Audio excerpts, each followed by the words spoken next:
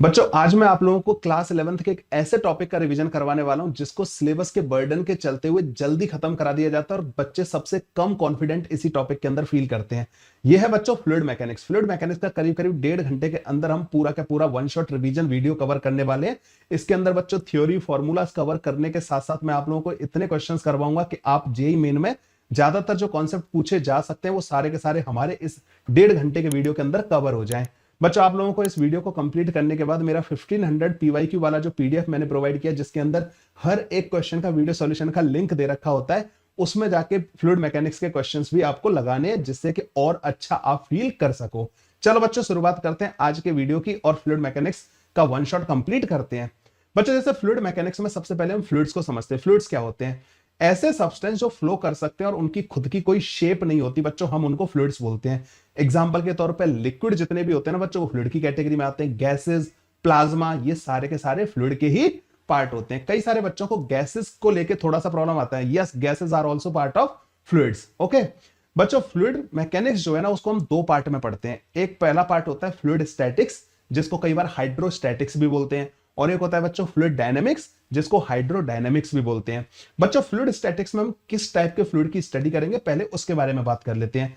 तो जब fluid statics पढ़ते हैं ना बच्चों, पहला वाला पार्ट पढ़ते हैं फ्लूइड मैकेनिक्स का, उसमें हम स्टडी करते हैं फ्लूइड्स की जो कि कंटेनर के रेस्पेक्ट में रेस्ट पे होते हैं। तो बच्चों जब फ्लूइड किसी कंटेनर में रखा हुआ है तो कंटेनर अगर मूव कर रहा है तो फ्लूइड भी कंटेनर के साथ मूव करना चाहिए। मतलब कंटेनर के अंदर फ्लूइड का कोई रिलेटिव मोशन नहीं होना चाहिए। जैसे कंटेनर के अंदर फ्लूइड छलकना नहीं चाहिए, ठीक है। अगर कंटेनर रेस्ट पे तो फ्लूइड पूरा रेस्ट पे रहना चाहिए। कंटेनर अगर मोशन में है तो फ्लूइड भी मोशन में होना चाहिए। ऐसा नहीं कि फ्लूइड ऊपर नीचे हो रहा है उसका सरफेस। ऐसे फ्लूइड जो कि कंटेनर के रेस्पेक्ट में मोशन नहीं कर रहे होते हैं उनकी स्टडी हम बच्चों फ्लूइड स्टैटिक्स के अंदर करते हैं। आपने देखा होगा कि अगर किसी भी चीज को आप एकदम लेके जाओगे तो वो पानी वगैरह अगर उसमें भरा हुआ है कंटेनर के अंदर तो वो ऊपर नीचे होने लगेगा। जब ये ऊपर नीचे होने वाला मोशन जब रुक जाए, जब सेटल हो जाए, उस टाइम पे आप उसको फ्लूइड स्टैटिक्स के अंदर स्टडी कर सकते हो। ये बहुत इंपॉर्टेंट चीज है। मैं जब पढ़ता था ना बच्चों मेरे को बहुत कंफ्यूजन आता था, शायद आपका भी कंफ्यूजन मैंने दूर कर दिया होगा। इन स्टैटिक फ्लूइड, जब भी स्टैटिक फ्लूइड होता है ना, ज्यादातर बच्चों हम लिक्विड के लिए बात करेंगे हम इस टॉपिक के अंदर। तो किसी भी स्टैटिक लिक्विड के अंदर बच्चों tangential force on any surface element must be zero. तो बच्चों अगर कोई भी सरफेस है, सरफेस बच्चों कई बार ऐसे भी देखने को मिलेंगे आपको, ऐसे भी देखने को मिलेंगे। तो सरफेस पे अगर मैंने कोई एलिमेंट ले लिया बच्चों तो इस पर कोई भी नेट सरफेस के अलोंग फोर्स नहीं आना चाहिए। और वो भी किसके रेस्पेक्ट में? कंटेनर के रेस्पेक्ट में। तो कंटेनर के रेस्पेक्ट में सरफेस वाले एलिमेंट पे फ्लूइड के या लिक्विड के, क्योंकि फ्लूइड में अब गैसेस भी आती है और गैसेस में बच्चों सरफेस नहीं होता, ठीक है। लेकिन तो ज्यादातर हमारा जो डिस्कशन होगा वो लिक्विड के लिए कंस्ट्रेन हो जाएगा। तो जो लिक्विड है ना बच्चों, लिक्विड के सरफेस वाले एलिमेंट का जब कंटेनर के रेस्पेक्ट में आप जब भी फोर्सेस लिखोगे तो उन पे जो फोर्स आना चाहिए ना बच्चों, नेट फोर्स हमेशा सरफेस के परपेंडिकुलर आना चाहिए। नहीं तो क्या होगा, इस ये एलिमेंट कंटेनर के रेस्पेक्ट में मूव करना चालू कर देगा, क्योंकि इधर मूव कर सकता है, नीचे नहीं जा सकता, क्योंकि नीचे ऑलरेडी फ्लूइड के और एलिमेंट हैं या फ्लूइड के और पार्टिकल हैं। तो बच्चों इस पर नेट फोर्स सरफेस वाले एलिमेंट पे फ्लूइड स्टैटिक की अगर आप बात कर रहे हो, फ्लूइड स्टैटिक मतलब एक फ्लूइड कंटेनर के रेस्पेक्ट में रेस्ट पे है। तो कंटेनर के रेस्पेक्ट में, अब कई बार कंटेनर एक्सेलरेटेड भी हो सकता है। अगर कोई एक्सेलरेटेड कंटेनर है तो हमें सारा डिस्कशन किसके रेस्पेक्ट में करना है? कंटेनर के। तो जब कंटेनर को रोकेंगे तो स्यूडो फोर्स वगैरह लगा लगू के कोई भी फोर्स का जो है बच्चों नेट कंपोनेंट जो है अलोंग दी सरफेस नहीं आना चाहिए। कई बार बच्चों आप सरफेस देखोगे इस तरीके के भी होंगे, तो इनका भी इस सरफेस के अलोंग जो है कोई कंपोनेंट नहीं आना चाहिए। तो फ्लूइड स्टैटिक में जिन भी फ्लूइड्स को हम स्टडी कर रहे होंगे बच्चों, उनका कंटेनर के रेस्पेक्ट में फ्लूइड के एलिमेंट पे, सरफेस के एलिमेंट पे, फ्लूइड सरफेस के किसी भी पॉइंट पे बच्चों कोई टेंजेंशियल फोर्स नहीं आना चाहिए। ये बहुत इंपॉर्टेंट पॉइंट है बच्चों। जितने भी एक्सेलरेटेड फ्लूइड वाले केसेस है ना वो हमारे इससे कवर हो जाएंगे। तो इसकी डेफिनेशन में मैंने इस चीज को बता दिया जिससे कि आपके दिमाग में एक मेमोरी बिल्ड होना स्टार्ट हो जाए कि हाँ सर ने ऐसी बात करी थी। लेकिन मैं पूरा टाइम बच्चों एक चीज पर बहुत ज्यादा स्ट्रेस दे रहा हूं कि फ्लूइड स्टैटिक्स के अंदर हम सारा डिस्कशन कंटेनर के रेस्पेक्ट में कर रहे होते हैं। तो कंटेनर अगर रुका हुआ है तो बहुत अच्छी बात है, कंटेनर के रेस्पेक्ट में, कंटेनर ही हमारा ऑब्जर्वर है। कंटेनर अगर एक्सेलरेटेड है बच्चों तो हमें स्यूडो फोर्स कंसीडर करना पड़ेगा, सारे एलिमेंट्स पे लगाना पड़ेगा। और कंटेनर अगर रेस्ट पे बच्चों तब तो कोई बात है ही नहीं। देखना आपने ना शायद फ्लूइड मैकेनिक्स इस तरीके से पहले कभी नहीं पढ़ा होगा। देखना सारे के सारे जो कंफ्यूजन आपके अभी तक बचे हुए थे ना, जो भी स्यूडो फोर्सेस वगैरह को लेके, वो सारे आपके दूर कर दूंगा मैं। चलो बच्चों आगे वाली स्लाइड पे चलते हैं। बच्चों फ्लूइड के बारे में और अच्छे से बात करने से पहले एक बहुत इंपॉर्टेंट यहाँ पे टर्म है, that is the density of any liquid. ठीक है, उसको पहले डिफाइन कर लेते हैं। तो बच्चों जो डेंसिटी होती है ना बच्चों, वो किसी भी पॉइंट पे डिफाइन होती है, और किसी फ्लूइड के अंदर यूनिफॉर्म डेंसिटी भी हो सकती है। तो जो डेंसिटी होती है ना बच्चों, वो बेसिकली क्या होता है कि आप एक छोटा सा वॉल्यूम लेते हो, इस वॉल्यूम को बोल देते हो डेल्टा वी, और ये छोटा सा होना चाहिए। ठीक है, वेरी स्मॉल होना चाहिए। तो इसका अगर मास बच्चों डेल्टा एम के बराबर है, तो delta M divided by delta V, जहां पे हमने लिमिट लगा दी कि जो वॉल्यूम है ना वो बहुत ही छोटा है, तो बच्चों इस जगह की डेंसिटी आपको मिल जाएगी। तो मास पर यूनिट वॉल्यूम जो होता है बच्चों, उसको हम डेंसिटी बोलते हैं। जब वॉल्यूम बहुत छोटा हो जाता है तो हम इसको डीवी बोल सकते हैं। तो इस डीवी वॉल्यूम का डीएम अगर मास है, तो बच्चों इस जगह की जो डेंसिटी होगी ना, वो डीएम डिवाइडेड बाई डीवी के बराबर होगी। अब आप बोलोगे सर ये मतलब समझ में नहीं आया मेरे को ना। देखो बच्चों, मान लो किसी एक कंटेनर के अंदर कोई लिक्विड भरा हुआ है, सपोज यहां तक लिक्विड भरा हुआ है। अब इसमें क्या करूंगा कि मैं किसी भी जगह पे एक छोटा सा वॉल्यूम ले लूंगा, डीवी वॉल्यूम, और इस छोटे से वॉल्यूम का मास अगर डीएम के बराबर है बच्चों, तो डीएम डिवाइडेड बाई डीवी जो होगा ना, वो इस जगह की डेंसिटी कहलाएगा। अगर बच्चों मैं कहीं दूसरी जगह पे लेता हूं, उतना ही वॉल्यूम लेता हूं, डीवी वॉल्यूम लेता हूं मैं, और इस जगह पे अगर कुछ अलग मास आया, सेम वॉल्यूम लेने पे अलग मास आया बच्चों, तो यहां की डेंसिटी अलग होगी। तो डेंसिटी बच्चों अलग अलग जगह की अलग अलग भी हो सकती है, और किसी भी पॉइंट पे डिफाइन होती है। तो density is equal to DM divide by DV होता है। बच्चों अगर मुझे कभी भी किसी जगह की डेंसिटी दे रखी है, सपोज मुझे किसी जगह की डेंसिटी दे रखी है, वहां मैंने एक डीवी वॉल्यूम लिया, और मेरे से कोई पूछे कि इस डीवी वॉल्यूम के अंदर कितना मास होगा, तो बच्चों मैं यहां पे डेंसिटी का डीवी के साथ प्रोडक्ट करके मास पता कर सकता हूं उस छोटे से एलिमेंट का। ये फॉर्मूला बच्चों आपका हमेशा लगेगा। ठीक है, तो हर जगह की डेंसिटी और वहां का डीवी वॉल्यूम मल्टीप्लाई करते जाओ, आपके पास डीएम डीएम आते जाएंगे, और अगर किसी बड़े वॉल्यूम के अंदर मास पता करना है तो इसका इंटीग्रेशन कर देना। तो इसके इंटीग्रेशन से बच्चों आपको टोटल मास पता लग जाएगा। जब बच्चों डेंसिटी यूनिफॉर्म होती है ना, पूरी डेंसिटी अगर यूनिफॉर्म होती है, अगर ये यूनिफॉर्म होती है मतलब हर जगह पे अगर डेंसिटी सेम होती है ना बच्चों, तो आप इस फॉर्मूले को ऐसे भी लगा सकते हो, density is equal to total mass divided by total volume. लेकिन ये वाला फॉर्मूला लगाने के लिए डेंसिटी का यूनिफॉर्म होना जरूरी है। अगर डेंसिटी यूनिफॉर्म नहीं होगी तो आप ये वाला फॉर्मूला नहीं लगा सकते। फिर आप ये फॉर्मूला लगाओगे एक छोटे से वॉल्यूम का मास डीएम डिवाइडेड बाई डीवी करके लगाओगे। ठीक है बच्चों, जो वाटर होता है ना, उसकी डेंसिटी 4 डिग्री सेल्सियस पर 10³ किलोग्राम पर मीटर क्यूब होती है। 1 मीटर क्यूब में 10³ मतलब 1000 किलोग्राम पानी होता है। अच्छा, वाटर की जो डेंसिटी है ना बच्चों, इसका थोड़ा सा वेरिएशन अगर हम देखें ना टेम्परेचर के साथ, तो वाटर की डेंसिटी बच्चों सबसे ज्यादा होती है 4 डिग्री सेल्सियस पे। 4 डिग्री सेल्सियस पर बच्चों वाटर की जो डेंसिटी होती है ना, वो सबसे ज्यादा होती है, और वो कितनी होती है 10³ किलोग्राम पर मीटर क्यूब के बराबर। अच्छा, एक और इंफॉर्मेशन बच्चों, जो 1 मीटर क्यूब होता है ना बच्चों, वो 1000 लीटर के बराबर होता है। कई बार बच्चों को ये कन्वर्जन पता नहीं होता, ये भी ध्यान रखना। 1000 मीटर क्यूब में बच्चों 1000 लीटर होते हैं, और बच्चों 1 मीटर क्यूब में 1000 किलोग्राम पानी होता है। तो बच्चों 1 लीटर में कितना पानी होगा, 1 किलोग्राम के बराबर। तो पानी का जो 1 लीटर जो होता है ना बच्चों, उसमें 1 किलोग्राम पानी होता है। ठीक है, ये ध्यान रखना। ये सारे कन्वर्जन आपको समझ में आ गए बच्चों। कई बार डेंसिटी को कंपेयर करके रिलेटिव डेंसिटी दे रखी होती है, नाम से ही समझ में आ रहा है रिलेटिव डेंसिटी। बच्चों किसी एक सब्सटेंस की डेंसिटी को किसी दूसरे सब्सटेंस के कंपैरेटिव बोल रहे हो, तो आप उसको रिलेटिव डेंसिटी बोलोगे। लेकिन अगर आप कभी भी किसी सब्सटेंस की डेंसिटी को वाटर के डेंसिटी के साथ अगर कंपेयर कर रहे हो, तो बच्चों ये जो रिलेटिव डेंसिटी है ना, इसको स्पेसिफिक ग्रेविटी बोला जाता है। ये एक बहुत इंपॉर्टेंट टर्म है बच्चों, स्पेसिफिक ग्रेविटी। ये कई बार कंफ्यूज कर देती है बच्चों के दिमाग में। ग्रेविटी से ना वो वर्ड आता है कि ये तो कुछ ग्रेविटी से रिलेटेड रहता होगा, लेकिन तुम देख रहे हो एक सब्सटेंस की डेंसिटी डिवाइडेड बाय वाटर की डेंसिटी, ये कहलाता है बच्चों स्पेसिफिक ग्रेविटी। स्पेसिफिक ग्रेविटी, और ये बच्चों यूनिट लेस होता है। ये भी बच्चों जेईई मेन वगैरह में पूछा जा सकता है। इसकी कोई यूनिट नहीं होती, और ना ही इसकी कोई डायमेंशन होती, क्योंकि ये दो डेंसिटी का रेशियो है। तो कई बार कई बच्चे क्या ग्रेविटी का फॉर्मूला लगा, ग्रेविटी से इससे कंफ्यूज हो जाते हैं। तो आपको इसका भी ध्यान रखना है। Very very important term. देखो मतलब कहते हैं ना, बहुत छोटी सी चीज है, लेकिन बहुत बड़ी गलती करवा सकती है अगर यूनिट एंड डायमेंशन का इससे रिलेटेड क्वेश्चन पूछ लिया गया। तो स्पेसिफिक ग्रेविटी आप याद रखोगे। तो अगर किसी सब्सटेंस की स्पेसिफिक ग्रेविटी 1.5 दे रखी है, तो इसका मतलब है उस सब्सटेंस की जो डेंसिटी है वो 1.5 टाइम्स है वाटर की डेंसिटी का। वाटर की डेंसिटी होती है बच्चों 1000 किलोग्राम पर मीटर क्यूब। तो उस सब्सटेंस की कितनी हो जाएगी 1500 किलोग्राम पर मीटर क्यूब। ऐसे करके बच्चों आप जो है स्पेसिफिक ग्रेविटी की हेल्प से किसी भी और सब्सटेंस की डेंसिटी पता कर सकते हो। आई होप यहां तक आपको सब कुछ समझ में आ गया होगा। वीडियो को अगर अभी तक लाइक नहीं किया तो वीडियो को लाइक कर दो, अपने दोस्तों के साथ शेयर जरूर कर देना, और कमेंट करके मुझे बता देना कि what how you are feeling after watching all these one shot revision videos. आगे बढ़ते हैं बच्चों। अब एक और टर्म डिफाइन कर रहा हूं, डेंसिटी के बारे में बात कर ली। प्रेशर। फ्लूइड में बच्चों प्रेशर के बारे में बहुत बात होगी। प्रेशर होता क्या है, आप लोगों ने 9th या 10th में पढ़ा होगा बच्चों, कि अगर कोई क्रॉस सेक्शन एरिया ले लिया मैंने, कोई डेल्टा ए एरिया ले लिया, कोई छोटा सा एरिया ले लिया, उस पे अगर जो परपेंडिकुलर फोर्स लग रहा होता है ना बच्चों, जैसे एफ परपेंडिकुलर लगा दिया मैंने ना इस पे, इस एरिया पे जो परपेंडिकुलर फोर्स लग रहा होता है ना बच्चों, that perpendicular force divided by area, बच्चों इसी को बोलते हैं प्रेशर एट दिस पॉइंट। बच्चों प्रेशर जो होता है ना वो पॉइंट्स पे डिफाइन होता है, मतलब किसी बड़े एरिया पे भी आप प्रेशर डिफाइन कर सकते हो, लेकिन बड़े एरिया के पॉइंट्स पे डिफाइन कर रहे होते हो। और ऐसा होता है कई बार कि किसी बड़े एरिया के हर पॉइंट पे अगर प्रेशर सेम है तो आप ये कह देते हो उस जगह पे प्रेशर, मतलब उस जगह पे प्रेशर बोल देते हो, लेकिन प्रेशर भी बच्चों किसी पॉइंट पे डिफाइन होता है। तो जब भी आप किसी पॉइंट पे प्रेशर डिफाइन करते हो ना तो बच्चों, तो वहां पे एक छोटा सा एरिया लेते हो, उस एरिया पे जो परपेंडिकुलर फोर्स लग रहा होता है ना, that perpendicular force divided by that area, इसी को हम प्रेशर बोलते हैं।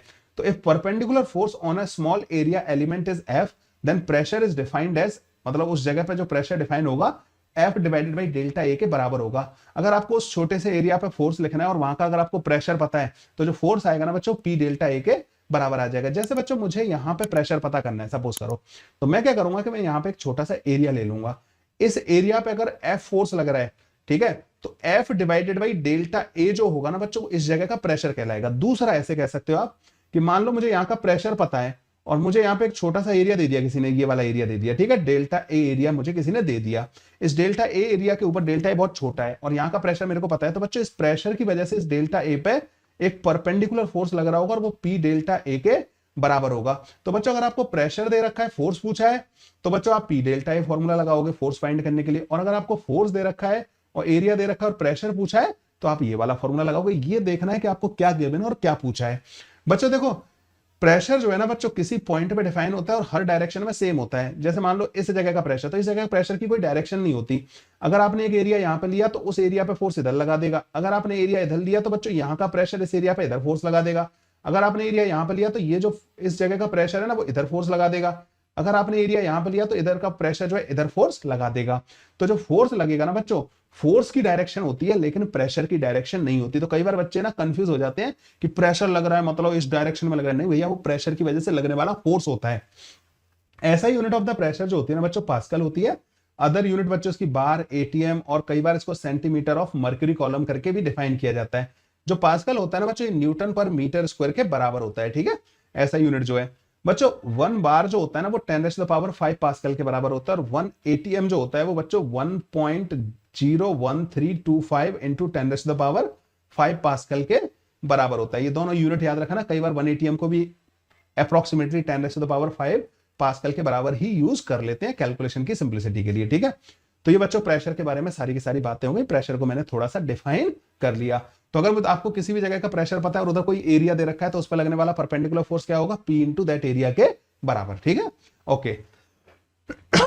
लेकिन ध्यान रखना जो एरिया ले रहे हो ना उसके हर पॉइंट पे प्रेशर सेम होना चाहिए, तभी पी इंटू एरिया करके आप परपेंडिकुलर फोर्स लिख पाओगे। ओके अब आगे बढ़ते हैं बच्चों। कोई भी जो लिक्विड होता है ना बच्चों, अब लिक्विड के बारे में बात कर रहे हैं, ठीक है। ये थोड़ा इसने स्पेलिंग गलत कर दी हर जगह पे ना, इधर भी गलत कर दी थी ना, हाँ यहां भी गलत थी, ठीक है। तो बच्चों कोई भी variation of the pressure with depth in a fluid, किसी फ्लूइड या लिक्विड के अंदर बच्चों डेप्थ के साथ प्रेशर किस तरीके से वेरी करता है, अब इस कॉन्सेप्ट के बारे में थोड़ी सी हम लोग जो है बात करने वाले हैं, ठीक है। तो variation of the pressure with depth in a fluid बच्चों, इन फ्लूइड स्टैटिक, जो फ्लूइड स्टैटिक में हम बात कर रहे होते हैं, we consider the fluid at rest with respect to container. हम सारी के सारा डिस्कशन किसके रेस्पेक्ट में करते हैं बच्चों, कंटेनर के रेस्पेक्ट में करते हैं। तो बच्चों यहां पे हमारे पास एक कंटेनर है, ये कंटेनर दे रखा है और उसमें एक फ्लूइड भरा हुआ है और ये कंटेनर बच्चों सपोज करो ऊपर की तरफ एक्सेलरेट हो रखा है, A0 एक्सेलरेशन बच्चों इस कंटेनर का ऊपर की तरफ आ रखा है, ठीक है। तो बच्चों ये कंटेनर जब ऊपर की तरफ जा रहा होगा तो हमें सारा डिस्कशन किसके रेस्पेक्ट में करना है, कंटेनर के रेस्पेक्ट में करना है। तो सबसे पहले तो बच्चों हम कंटेनर को रोक देंगे। हमें दिमाग में रखना है कि कंटेनर एक एक्सेलरेटेड फ्रेम है, तो हमें अगर हम किसी पे भी न्यूटन के लॉज लगाने वाले हैं, फोर्स लगाने वाले हैं, तो हमें स्यूडो फोर्स का ध्यान रखना है। तो बच्चों जब ये कंटेनर ऊपर की तरफ जा रहा है ना तो इस पे एक स्यूडो फोर्स हर एक एलिमेंट पे नीचे की तरफ लगने लग जाएगा, क्योंकि हम एक एक्सेलरेटिंग फ्रेम में जाके बात कर रहे हैं। कंटेनर देखो ग्राउंड के रेस्पेक्ट में सारा फ्लूइड ऊपर की तरफ मूव कर रहा होगा, उसका एक्सेलरेशन होगा क्योंकि कंटेनर का एक्सेलरेशन है। लेकिन कंटेनर के रेस्पेक्ट में जो फ्लूइड के एलिमेंट है बच्चों वो रेस्ट पे आएंगे या नहीं आएंगे, हाँ भाई फ्लूइड स्टैटिक्स का मतलब ही है, फ्लूइड स्टैटिक्स का मतलब ही है कि जो सारे एलिमेंट होंगे with respect to container, container के रेस्पेक्ट में all fluid element are at rest, fluid elements are at rest, are at rest मतलब उन पे नेट फोर्स किसके बराबर आना चाहिए, 0 के बराबर आना चाहिए। तो बच्चों यहां पे हमें दे रखा है कि जो ये कंटेनर था हमने इसके अंदर क्या किया, मतलब इसका जो बेस है ना बच्चों, उससे y हाइट ऊपर जाके एक छोटा सा एलिमेंट ले लिया, सिलिंड्रिकल एलिमेंट, ठीक है, सिलिंड्रिकल एलिमेंट ले लिया बच्चों। और मैं यहां का प्रेशर बोल रहा हूं बच्चों P के बराबर, और यहां का प्रेशर बोल रहा हूं P प्लस का dP के बराबर। अब आप कहोगे सर मेरे को तो पता है कि ऊपर जाने पे प्रेशर घटता है, आप P प्लस का dP क्यों ले रहे हो? लेकिन मेरे को नहीं पता ना, मैं तो डेराइव करूंगा उसको मैथमेटिकली। तो मैथमेटिक्स ये कहती है कि अगर मैंने y हाइट ऊपर जाके P माना है तो y प्लस का dy, अगर आपने y में dy ऐड किया तो वहां का P प्लस का dP मानना। अगर वो चीज बढ़ रही होगी तो dP पॉजिटिव का आ जाएगा, अगर घट रही होगी तो dP नेगेटिव का आ जाएगा, ठीक है। तो मैंने कहा कि मैं यहाँ का प्रेशर P मान रहा हूं, यहाँ का P प्लस का dP हो जाएगा। अब यहाँ का प्रेशर है तो बच्चों ये फोर्स लगाएगा इस एलिमेंट पे, और यहाँ पे फोर्स लग रहा होगा P डेल्टा A के बराबर, और इधर वाला प्रेशर भी फोर्स लगा रहा होगा P प्लस का dP इंटू डेल्टा A के बराबर। बच्चों ये ध्यान रखना, यहां का प्रेशर है और नीचे एरिया है तो वो उस पर नीचे की तरफ फोर्स लगाएगा, है ना। यहां का प्रेशर है और एरिया जो है ऊपर की तरफ है तो वो ऊपर की तरफ फोर्स लगाएगा। मैंने बताया था ना, जैसे पॉइंट आपने यहां पर लिया और एरिया यहां पर लिया तो फोर्स इधर लगेगा, लेकिन अगर एरिया यहां पर लिया और पॉइंट यहां का प्रेशर पता है तो यहां पे इधर लगेगा। तो मुझे प्रेशर बच्चों जस्ट ऊपर का पता है, जस्ट नीचे का पता है, तो जस्ट नीचे वाला इस फ्लूइड के एलिमेंट पे ऊपर की तरफ फोर्स लगाएगा, जस्ट ऊपर वाला नीचे की तरफ लगाएगा। प्रेशर जो है अवे पुश करेगा, उस पॉइंट से अवे पुश करेगा। तो ऊपर वाले पॉइंट का प्रेशर पता है तो नीचे की तरफ फोर्स, और यहां पे पता है ऊपर की तरफ, ठीक है। तो ये दोनों प्रेशर की वजह से इस एलिमेंट के ऊपर फोर्स लग रहे होंगे। तो उन फोर्सेस को अगर मैं इस एलिमेंट को बाहर लाके बनाऊं बच्चों तो क्या क्या हो रहा होगा? सबसे पहली बात, इस एलिमेंट का खुद का वेट होगा, इस एलिमेंट का खुद का वेट होगा dm इंटू जी के बराबर। इसका वेट होगा नहीं होगा? ओके बच्चों, इसकी जो ये लेंथ है ना ये dy के बराबर है, तो इसका खुद का वेट आ गया। दूसरा, कंटेनर के रिस्पेक्ट में बात कर रहा हूं तो इस पर स्यूडो फोर्स भी लगेगा, तो dm इंटू ए नॉट के बराबर नीचे की तरफ स्यूडो फोर्स भी आ गया। ऊपर से बच्चों एक फोर्स और लग रहा होगा P प्लस का dP इंटू डेल्टा A के बराबर। एक फोर्स बच्चों हमारा यहां से भी लग रहा है, एक फोर्स बच्चों नीचे से भी लग रहा होगा P डेल्टा A के बराबर। अब कंटेनर के रेस्पेक्ट में ये जो एलिमेंट है, ये जो छोटा सा एलिमेंट है बच्चों, ये क्या होना चाहिए? ये रेस्ट पे रहना चाहिए, ठीक है। कंटेनर के रेस्पेक्ट में इस पर नेट फोर्स 0 आना चाहिए, स्यूडो वीडो सबको कंसीडर करने के बाद। तो बच्चों अगर मैं इस पर लगने वाले सारे फोर्सेस को लिखूं तो बच्चों नीचे की तरफ वाले फोर्स ऊपर की तरफ वाले फोर्स के बराबर होने चाहिए, तो P इंटू डेल्टा ए बराबर होना चाहिए बच्चों P प्लस का dP इंटू डेल्टा ए, ये जो नीचे की तरफ लग रहा है, प्लस का dmg प्लस का dm इंटू ए नॉट के बराबर। ऐसा आ गया मेरे पास। देखो ये जो P डेल्टा ए है ना ये इससे कट जाएगा, डीएमजी और डीएमए को बच्चों मैं दूसरी तरफ ले जाऊंगा, तो मेरे पास बचेगा बच्चों यहां पे DP into delta A is equal to DM. इसका बच्चों मैं मास लिख रहा हूं डीएम, तो रो इसकी डेंसिटी है, इसका जो वॉल्यूम होगा ना बच्चों वो delta A cross section area हो गया इंटू डी वाई, और यहां पे आ जाएगा बच्चों जी प्लस का ए नॉट के बराबर, ठीक है। जी प्लस का ए नॉट के बराबर आ गया। कहां से आया बच्चों? मैं दोबारा दिखा देता हूं। ये डीएमजी प्लस का डीएमए नॉट था ना, इसमें से डीएम कॉमन ले लिया, और एक यहाँ पे माइनस और आ रहा होगा क्योंकि मैं इनको दूसरी तरफ ले गया हूं। तो बच्चों देखो delta A again delta A से कट जाएगा, तो यहाँ पे हमारे पास dp डिवाइडेड बाई dy जो आ जाएगा ना बच्चों, वो हमारे पास आ जाएगा माइनस का रो इंटू जी इफेक्टिव के बराबर। और यहाँ पे जी इफेक्टिव क्या होगा बच्चों? इस केस में पर्टिकुलरली जी प्लस का ए नॉट के बराबर। तो जी इफेक्टिव जो होता है ना बच्चों, आपको पता होगा कि अगर कोई ऊपर की तरफ एक्सेलरेट हो रहा है फ्रेम जो है, तो जी इफेक्टिव बच्चों जी प्लस का ए नॉट लेते हैं, और जब नीचे की तरफ एक्सेलरेशन होता है तो जी माइनस का ए नॉट लेते हैं। तो हमारे पास बच्चों प्रेशर का वेरिएशन ऐसे आ गया, मतलब dy जब पॉजिटिव होगा, अगर आप ऊपर की तरफ जा रहे हो तो अगर ये dy पॉजिटिव है तो dp को नेगेटिव होना पड़ेगा, मतलब प्रेशर घटेगा। देखो अपने आप पता लग गया। अब बच्चों यहाँ पे करते क्या है हम लोग, मैं यहाँ पे 2 पॉइंट ले लेता हूँ, एक पॉइंट यहाँ पे ले लिया बच्चों, एक पॉइंट मैंने यहाँ पे ले लिया, और इन दोनों पॉइंट के बीच का डिस्टेंस मैंने h बोल दिया। ये पॉइंट बच्चों 1 हो गया और ये वाला पॉइंट हमारा 2 हो गया। तो इस वाली हाइट को बच्चों मैं y1 बोल दे रहा हूं और इसकी हाइट को मैं y2 बोल दे रहा हूं, और हमें पता है कि y2 माइनस का y1 हमारे पास h के बराबर है। तो बच्चों यहाँ पे हमारे पास जो dp आ जाएगा ना वो आ जाएगा माइनस का rho into G effective into dy के बराबर आ जाएगा। जब आप इसका इंटीग्रेट करोगे तो डेंसिटी यूनिफॉर्म लेके चल रहा हूं, तो इंटीग्रेशन में सिर्फ y का इंटीग्रेशन होगा। तो बच्चों जब y की वैल्यू y1 है तो वहां का प्रेशर P1 बोल दिया, जब y की वैल्यू y2 हो जाएगी तो वहां का प्रेशर बच्चों मैंने P2 बोल दिया। तो P2 माइनस का P1 जो आ जाएगा ना वो माइनस का rho into G effective into y2 minus का y1 के बराबर हमारे पास आ जाएगा। अगर मैं यहाँ पे एक माइनस से मल्टीप्लाई कर दूं तो P1 माइनस का जो P2 आ जाएगा ना वो रो into G effective into y2 minus का y1 क्या हो जाएगा? h के बराबर। तो बच्चों अगर 2 पॉइंट जिनके बीच में वर्टिकल डिस्टेंस h के बराबर दे रखा है, वर्टिकल डिस्टेंस, ठीक है, तो उनका जो प्रेशर है ना, नीचे वाले पॉइंट का देखो प्रेशर ज्यादा आ रहा है ऊपर वाले से, तो नीचे वाले पॉइंट का प्रेशर ऊपर वाले से रो into G effective into H times ज्यादा होगा। अगर मान लो बच्चों यहाँ पे इसका कोई एक्सेलरेशन नहीं दे रखा होता, ए नॉट की वैल्यू अगर 0 होती, तो P1 माइनस का जो P2 होता है ना बच्चों, वो रो इंटू जी इंटू एच के बराबर आ जाता है। या आप इसको ऐसा कह सकते हो कि P1 जो आता है ना बच्चों, वो पी नॉट प्लस का सॉरी P2 प्लस का रो इंटू जी इंटू एच के बराबर आ जाता है। तो बच्चों यहाँ पे आपको एक फंडा याद रखना है अब आगे के लिए, जब भी आप एक यूनिफॉर्म डेंसिटी के फ्लूइड के अंदर एच नीचे जाओगे तो वहां जाने पे प्रेशर जो है रो इंटू जी इंटू एच से बढ़ जाएगा। ठीक है, रो जी एच से बच्चों प्रेशर जो है बढ़ जाएगा। अब यहाँ पे बच्चों एक और चीज कर सकते हैं हम लोग ना, थोड़ा हमारे पास स्पेस यहाँ पे है, मैं इस वाले स्पेस को यूटिलाइज कर लेता हूं।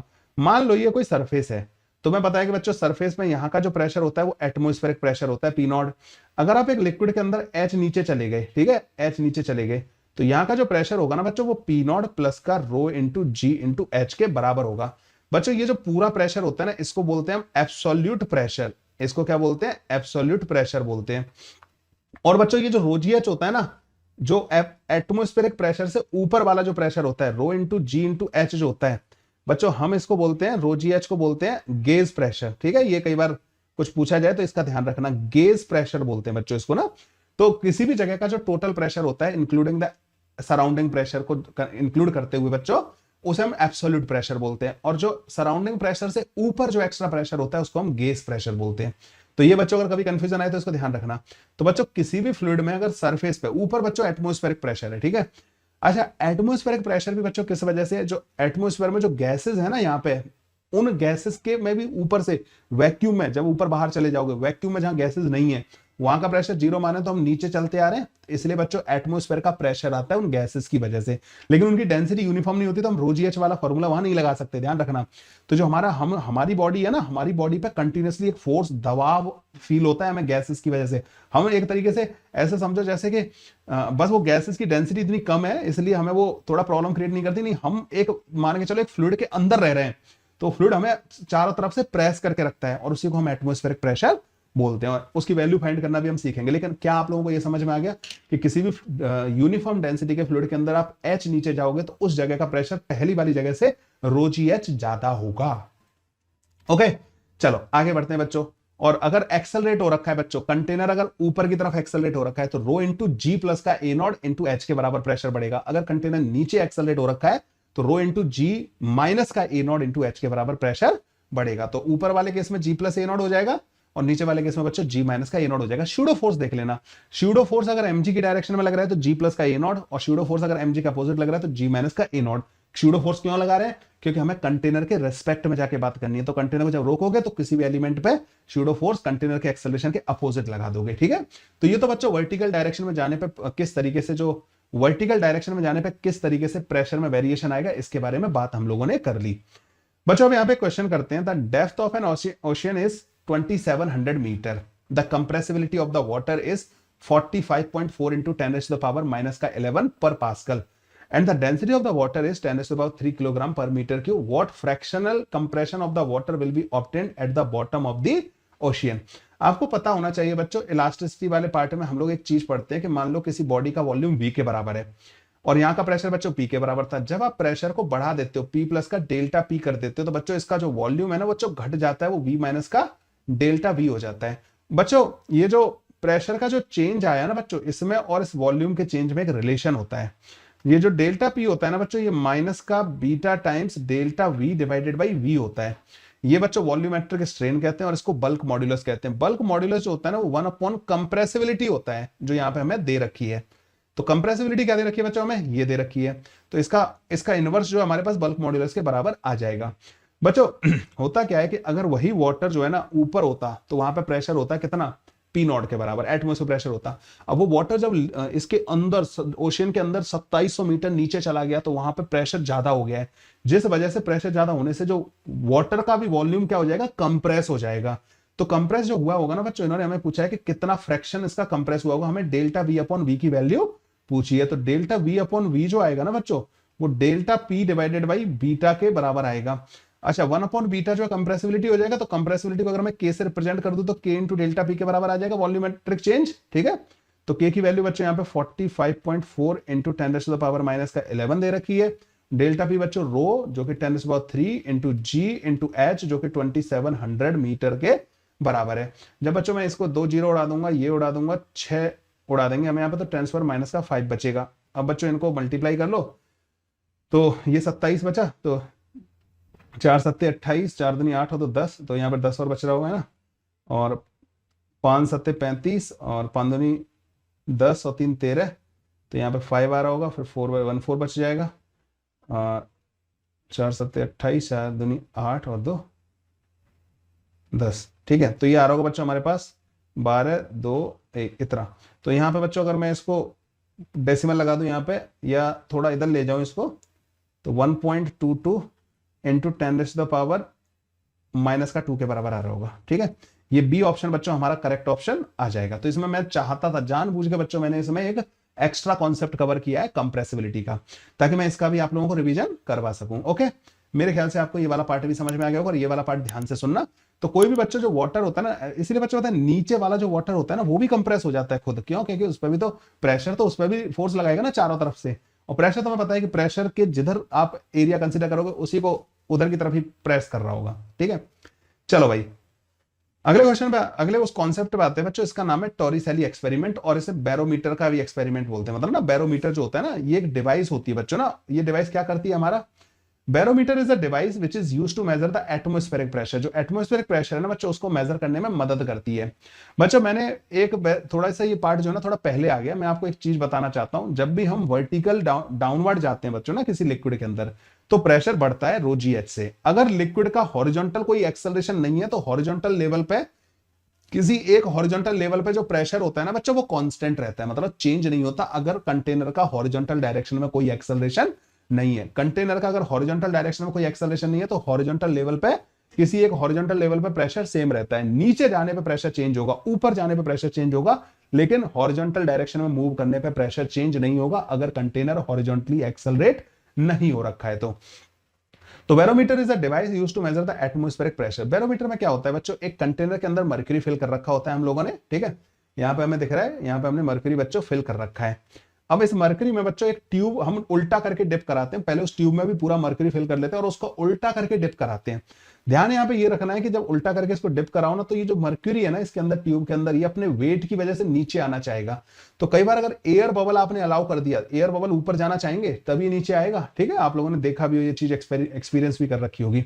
लेकिन आपको एयर बबल अलाउ नहीं करने हैं। तो अगर एयर बबल आपने अलाउ नहीं किया और इस एक्सपेरिमेंट को बहुत अच्छे से परफॉर्म किया, तो यहां पे एयर ही नहीं होगी, और एयर नहीं होगी तो नंबर ऑफ मोल्स जीरो होंगे। नंबर ऑफ मोल जीरो होंगे तो यहाँ का प्रेशर जो है जीरो होगा। तो इस जगह बच्चों वैक्यूम क्रिएट हो जाएगा। यहाँ पे ना गैस ही नहीं है, तो यहाँ पे प्रेशर जीरो हो जाएगा। और यहाँ पे बच्चों मर्करी थोड़ा सा नीचे आ जाएगा। बच्चों मर्करी पूरा नीचे नहीं आएगा, मर्करी का जो कंटेनर में जो लेवल है उससे थोड़ा सा ही ऊपर रहेगा। और इस हाइट को मेजर कर लेते हैं हम लोग ना, और इसी हाइट को बोलते हैं कि एटमॉस्फेयर का जो प्रेशर है वो मर्करी कॉलम की इस हाइट के बराबर है। आप लोगों ने ये यूनिट भी देखी होगी कई बार ना, तो इसी चीज को मैं आपको समझाने वाला हूं। तो बच्चों यहां पे ये क्या है, एटमॉस्फेयर ओपन है ना, तो यहां का जो प्रेशर होगा ना इस जगह का, वो पी नॉट के बराबर होगा। पी नॉट मतलब एटमॉस्फेरिक प्रेशर के बराबर। बच्चों फिर मैं अगर यहां से एच नीचे जाऊं, मैं यहां तक गया, ठीक है, मतलब कुछ कैपिटल एच बोल दो या H1 बोल दो, मैं H1 नीचे गया बच्चों ना यहां तक, तो यहां का प्रेशर क्या हो जाएगा, पी नॉट प्लस का रो जी H1 के बराबर, रो ऑफ मर्करी। ठीक है, फिर बच्चों मैं इस हॉरिजॉन्टल डायरेक्शन में जा रहा हूं, तो यहां पे कोई प्रेशर में चेंज आएगा नहीं, कोई कंटेनर हॉरिजॉन्टली एक्सेलरेट नहीं हो रखा। फिर बच्चों मैं यहां ऊपर आ रहा हूं, ऊपर जब मैं यहां आ जाऊंगा ना, तो देखो अब ऊपर आ रहा हूं तो प्रेशर घटेगा। कितना घटेगा, इतना ही घटेगा, जितना नीचे जाने में बढ़ा था उतना ही ऊपर आने में घट जाएगा। तो इस जगह का प्रेशर भी पी नॉट के बराबर होगा।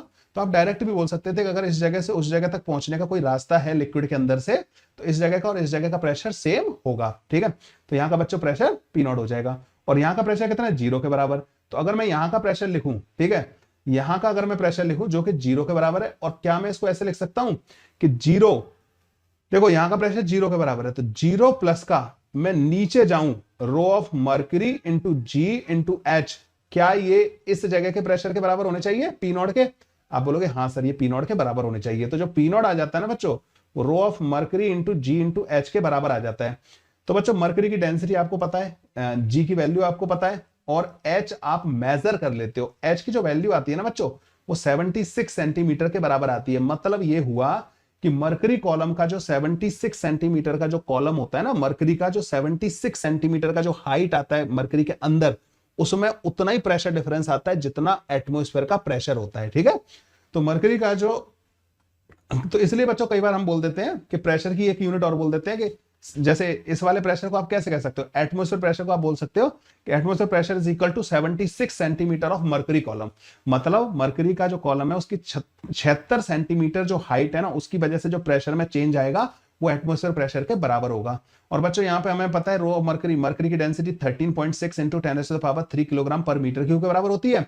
76 को मल्टीप्लाई कर करा के जो हमारे पास एटमॉस्फेयर प्रेशर आ जाता है पी नॉट, जो आ जाता है बच्चों वो 1.0, अभी मैंने बताया था ना एटीएम में जो बताया था प्रेशर, ये हमारे पास प्रेशर इतना ये वाला आ जाता है। ठीक है, 1.01325 1.01325 इंटू 10⁻⁵ पास्कल के बराबर प्रेशर हमारे पास आ जाता है। तो समझ में आया बैरोमीटर किस तरीके से प्रेशर को मेजर करता है बच्चों। ठीक है, और ये जो यूनिट समझ में आई, कोई बोले तुमसे कि किसी जगह का प्रेशर जो है ना, गेज प्रेशर कोई बोले तुम्हें कि वहां पे 20 सेंटीमीटर ऑफ मरकरी कॉलम के बराबर है, तो इसका क्या मतलब हुआ, गेज प्रेशर होता है एटमॉस्फेरिक प्रेशर से ऊपर जो प्रेशर होता है, एटमॉस्फेयर प्रेशर में जो ऐड कर रहे होते हैं। ठीक है, तो अगर उस जगह को कोई एब्सोल्यूट टेंपरेचर, एब्सोल्यूट प्रेशर पूछे आपसे, तो आप बोलोगे कि एब्सोल्यूट प्रेशर जो आएगा वो P not plus rho of mercury into ji into 20 centimeter, उससे मल्टीप्लाई कर दोगे, बस काम खत्म हो जाएगा। ठीक है, अब बच्चों यहाँ पे क्वेश्चन करते हैं। A barometer is constructed using a liquid of density 760 kilogram पर मीटर क्यूब। ये जो डेंसिटी है ना इस वाले लिक्विड की बच्चों हमने कितनी ली है, मरकरी कॉलम से बच्चों कम ली है, मरकरी से कम डेंसिटी का लिक्विड यूज कर रहे हैं, कोई और लिक्विड यूज कर रहे हैं हम लोग ना।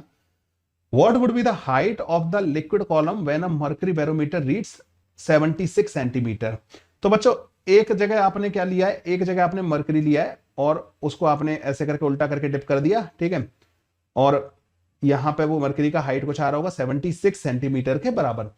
दूसरे कंटेनर में आपने कोई दूसरा लिक्विड लिया है बच्चों जिसकी डेंसिटी अलग दे रखी है, तो इसमें बच्चों हाइट कुछ अलग आ रही होगी। ठीक है, ये वाली हाइट h आ रही होगी, हमें नहीं पता कितनी आ रही है। ठीक है, तो बच्चों एक बात बताओ, यहाँ का प्रेशर क्या है 0, यहाँ का भी प्रेशर क्या है 0, यहाँ का प्रेशर बच्चों क्या होगा पी नॉट के बराबर, और यहाँ का भी पी नॉट के बराबर होगा। तो हम क्या करेंगे, rho of mercury into ji into H of mercury, ये बच्चों पी नॉट के बराबर होनी चाहिए, और इधर भी हम यही लिख सकते हैं rho of liquid into ji into H of liquid, ये भी पी नॉट के बराबर आना चाहिए। तो बस इन दोनों को बराबर कर दो बच्चों, जी से जी कट जाएगा, तो एच ऑफ लिक्विड जो आ जाएगा ना, मरकरी की डेंसिटी होती है 13.6, या यहाँ पे दे रखी है हमें 13600 किलोग्राम पर meter cube into 76 centimeter divided by, यहां पे हम डिवाइड कर देंगे लिक्विड की डेंसिटी से, तो ये दे रखी है 760 किलोग्राम पर मीटर क्यूब।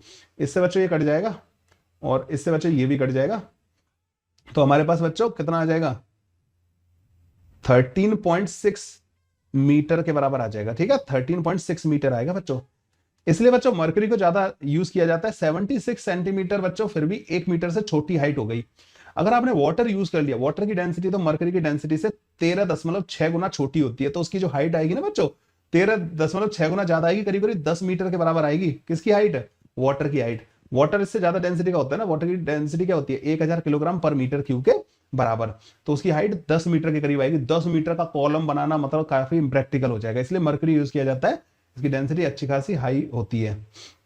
ओके, तो बी ऑप्शन बच्चों हमारे पास करेक्ट ऑप्शन आ जाएगा। अब आते हैं बच्चों, अगर एक कंटेनर का हॉरिजॉन्टल डायरेक्शन में प्रेशर किस तरीके से वेरी करता है। तो बच्चों जब कंटेनर रुका हुआ है, कंटेनर मूव नहीं कर रहा, ठीक है, तो कंटेनर जब मूव नहीं कर रहा तो कंटेनर का फ्रेम और ग्राउंड का फ्रेम एक ही चीज हो जाएगी। तो कंटेनर में मैंने कहा कि इधर से x डिस्टेंस गया मैं, और यहां का प्रेशर मैंने p मान लिया, और एक एलिमेंट लिया बच्चों यहाँ पे dx लेंथ का, और यहाँ का प्रेशर मैंने कहा कि यहाँ का प्रेशर p प्लस का dp मान लिया। ठीक है, यहाँ का प्रेशर p प्लस का dp हो गया, यहाँ का प्रेशर p हो गया। क्या ये मूव कर रहा है, नहीं। क्या कोई हॉरिजॉन्टल डायरेक्शन में इस एलिमेंट पे फोर्स लग रहा है, नहीं। तो यहाँ पे फोर्स लग रहा होगा बच्चों p डेल्टा a इधर से, और इधर से लग रहा होगा बच्चों p प्लस का dp इंटू डेल्टा a के बराबर, ये फोर्स लग रहे होंगे। और बच्चों इस पर कोई और फोर्स लग रहा है क्या, सूडो फोर्स वगैरह, नहीं। तो बच्चों इस पर नेट फोर्स क्या आना चाहिए, 0 के बराबर, मतलब p डेल्टा a जो है बराबर होना चाहिए p प्लस का dp डेल्टा a के बराबर। ठीक है, तो dp की वैल्यू बच्चों हमारे पास 0 आ जाएगी। तो जो बच्चों dp बाई dx होता है ना x डायरेक्शन में, वो बच्चों 0 के बराबर आता है। मतलब हॉरिजॉन्टल डायरेक्शन में अगर एक कंटेनर रेस्ट पे है तो हॉरिजॉन्टल डायरेक्शन में प्रेशर चेंज नहीं करता। ठीक है, तो ये वाला कौन सा केस है, जब कंटेनर रेस्ट पे हो। कंटेनर अगर हॉरिजॉन्टल डायरेक्शन में एक्सेलरेट हो रखा हो, मान लो इस कंटेनर को मैं इधर की तरफ एक्सेलरेट करा रहा हूं ए नॉट एक्सेलरेशन से, ठीक है, ए नॉट एक्सेलरेशन से बच्चों मैं इसको इधर की तरफ एक्सेलरेट करा रहा हूं। तो बच्चों यहां पे क्या फर्क पड़ेगा प्रेशर पे, तो सबसे पहली बात लिक्विड, जैसे ही आप इसको एक्सेलरेट कराओगे ना, तो लिक्विड जो है ना बच्चों एकदम इनर्शिया की वजह से ऊपर की तरफ जाएगा, फिर वापस आएगा, छलकने लग जाएगा।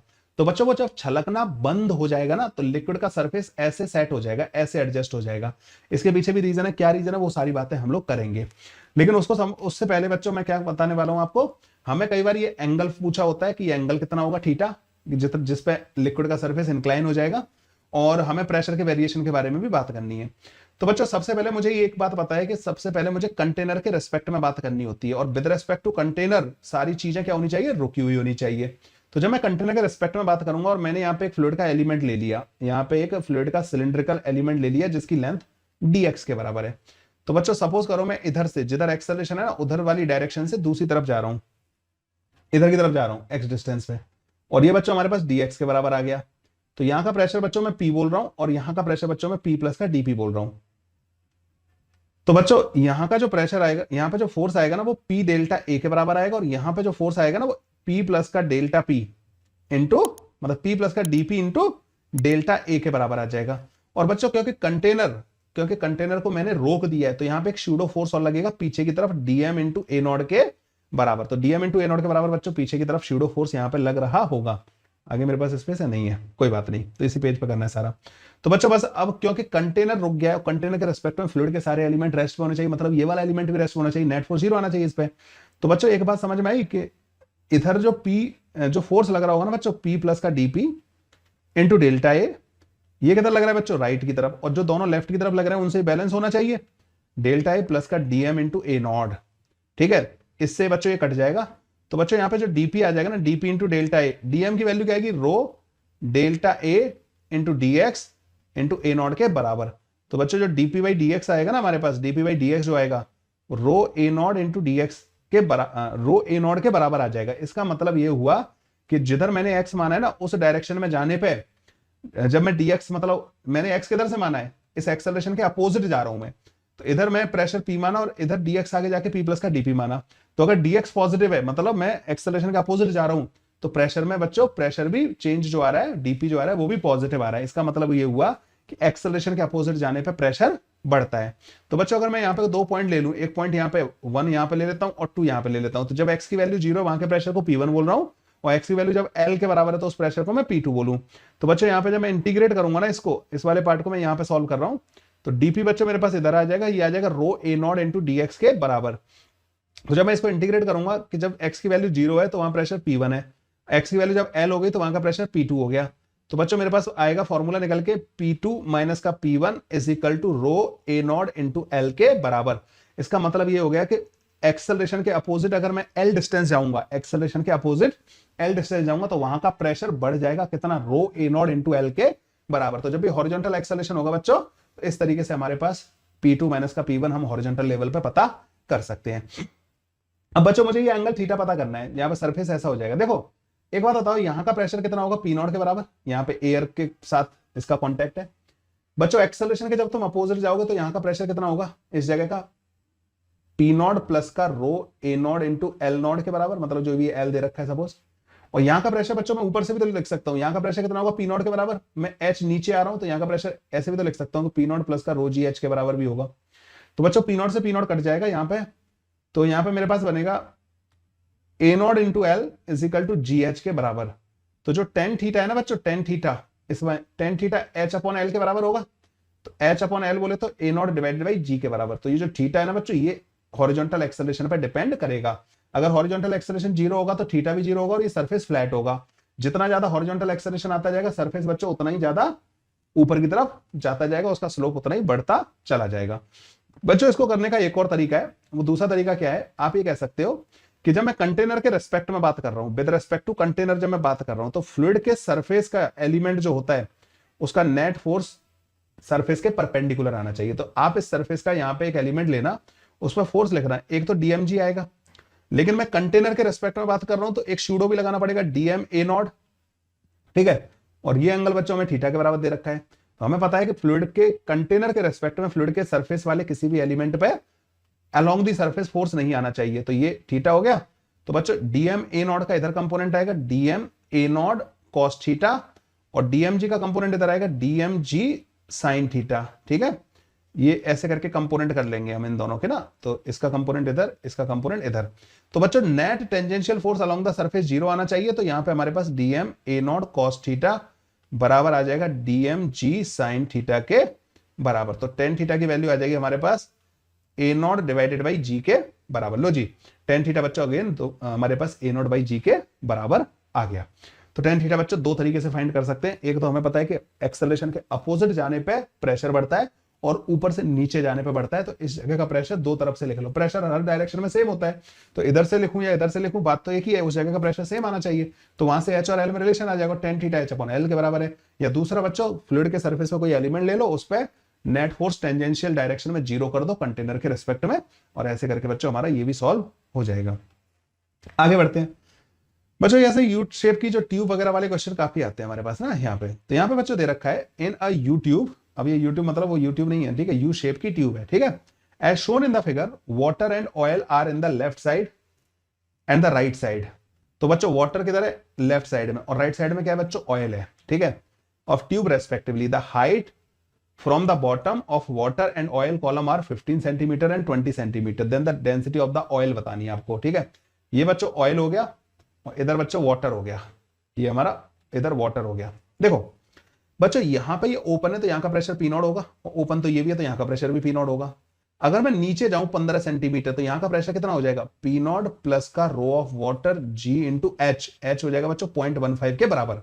मैं यहां पे पहुंच गया बच्चों। अब मैं इधर जाऊंगा तो प्रेशर कोई बदलेगा क्या, नहीं, यहां भी नहीं बदलेगा, बदलेगा तो बच्चों यहां पे भी नहीं, ठीक है। यहां पहुंच गया मैं, तो यहां का प्रेशर क्या इसी के बराबर होना चाहिए, यस। तो यहां के प्रेशर को तो मैं इधर से भी लिख सकता हूं ना, पी नॉट प्लस का rho of oil into ji into height कितनी दे रखी है, 0.2 के बराबर। देखो बच्चों इस जगह का प्रेशर मैंने इधर से लिखा और इस जगह का प्रेशर मैंने इधर से लिखा, दोनों को बच्चों बराबर कर दिया, पी नॉट से पी नॉट कट जाएगा। तो हमारे पास रो ऑफ ऑयल जो आ जाएगा ना बच्चों, रो ऑफ वाटर जो 10⁻³ होता है, जी से जी कट जाएगा। यहाँ पे बच्चों 0.15 आ रहा था, यहाँ पे 0.20 आ रहा था, पॉइंट उड़ा दो तो 15 4 बार कटेगा ये, है ना। कितना बन जाएगा यहाँ पे 3000 डिवाइडेड बाई 4, तो 750 किलोग्राम पर मीटर क्यूब। बी वाला ऑप्शन बच्चों हमारे पास करेक्ट ऑप्शन आ जाएगा। ऐसे ही बच्चों और भी क्वेश्चन करवाता हूं मैं आपको, एक और करवाता हूं। यहां पे बच्चों एक यू शेप की ट्यूब दे रखी है आपको। A U tube with both ends open to the atmosphere is partially filled with the water. आपने इसको वाटर से बच्चों पार्शियली फिल कर दिया। Which is immiscible with the water, oil which is immiscible with the water is poured into one side until it stands at a distance 10 mm above the water level। पहले बच्चों जो water था ना, initial water level वो यहां तक था, यहां तक ना, यहां तक वाटर भर रखा था इस जगह तक, ठीक है। आपने इधर से ऑयल डालना स्टार्ट किया, जो कि दोनों मिक्स नहीं हो रहे हैं, तो ऑयल ने बच्चों इधर वाले सरफेस को पुश करना चालू कर दिया वो नीचे की तरफ, तो इधर वाटर ऊपर जाने लगेगा। तो वाटर बच्चों यहां पे क्या है कि इस इनिशियल लेवल से 65 mm नीचे चला गया और यहाँ 65 mm ऊपर चला गया, ठीक है। 65 mm यहाँ पे ऊपर चला गया और यहाँ पे 65 mm नीचे, इधर से घटेगा तो इधर बढ़ेगा, ठीक है। तो यहाँ 65 mm नीचे गया तो यहाँ 65 mm ऊपर चला गया, वाटर का सरफेस हो गया बच्चों ये वाला। और ऑयल इतना डालना पड़ा इस काम को करने के लिए कि ऑयल का जो सरफेस है ना, वाटर के सरफेस से कहां होना चाहिए बच्चों, 10 mm ऊपर है। तो ऑयल का सरफेस वाटर के सरफेस से 10 mm ऊपर है, ठीक है, ओके। तो meanwhile the water is raises by this, आपको डेंसिटी बतानी है बच्चों ऑयल की। देखो बच्चों एक चीज ध्यान रखना, अगर आप एक तरफ से दूसरी तरफ तक जा सकते हो तो सेम लिक्विड के अंदर, मैं वर्ड बोल रहा हूं, सेम लिक्विड के अंदर सेम हॉरिजॉन्टल लेवल पे प्रेशर सेम रहता है, अगर कोई हॉरिजॉन्टल डायरेक्शन में एक्सेलरेशन नहीं है। तो क्या इस कंटेनर का हॉरिजॉन्टल डायरेक्शन में कोई एक्सेलरेशन है, आप बोलोगे नहीं। तो बच्चों यहां का प्रेशर जो है पी नॉट होगा ही नहीं होगा, क्योंकि ओपन है, यहाँ पे एयर है, और यहाँ का प्रेशर भी पी नॉट के बराबर होगा। अब मैं बच्चों यहाँ पे नीचे तक आया, यहां तक सी पॉइंट तक, क्योंकि सी पॉइंट और ये पॉइंट ये दोनों बच्चों वाटर में ही जा रहा हूं, लिक्विड में लिक्विड चेंज नहीं होना चाहिए, ठीक है। तो मैं ये कह रहा हूं जो प्रेशर इस जगह का होगा ना वही यहां का होगा। आप बोलोगे क्या सर मैं यहां का और यहां का प्रेशर सेम कर सकता हूं, नहीं। देखो यहां का प्रेशर वाटर में और यहां का प्रेशर ऑयल के अंदर है, नहीं। तो यहां से यहां तक पहुंचने के लिए आपको मीडियम चेंज करना पड़ेगा, पर यहां से यहां तक जाने के लिए आप सिर्फ वाटर के अंदर से ही जा रहे हो, तो यहां का प्रेशर और यहां का प्रेशर सेम हो जाएगा।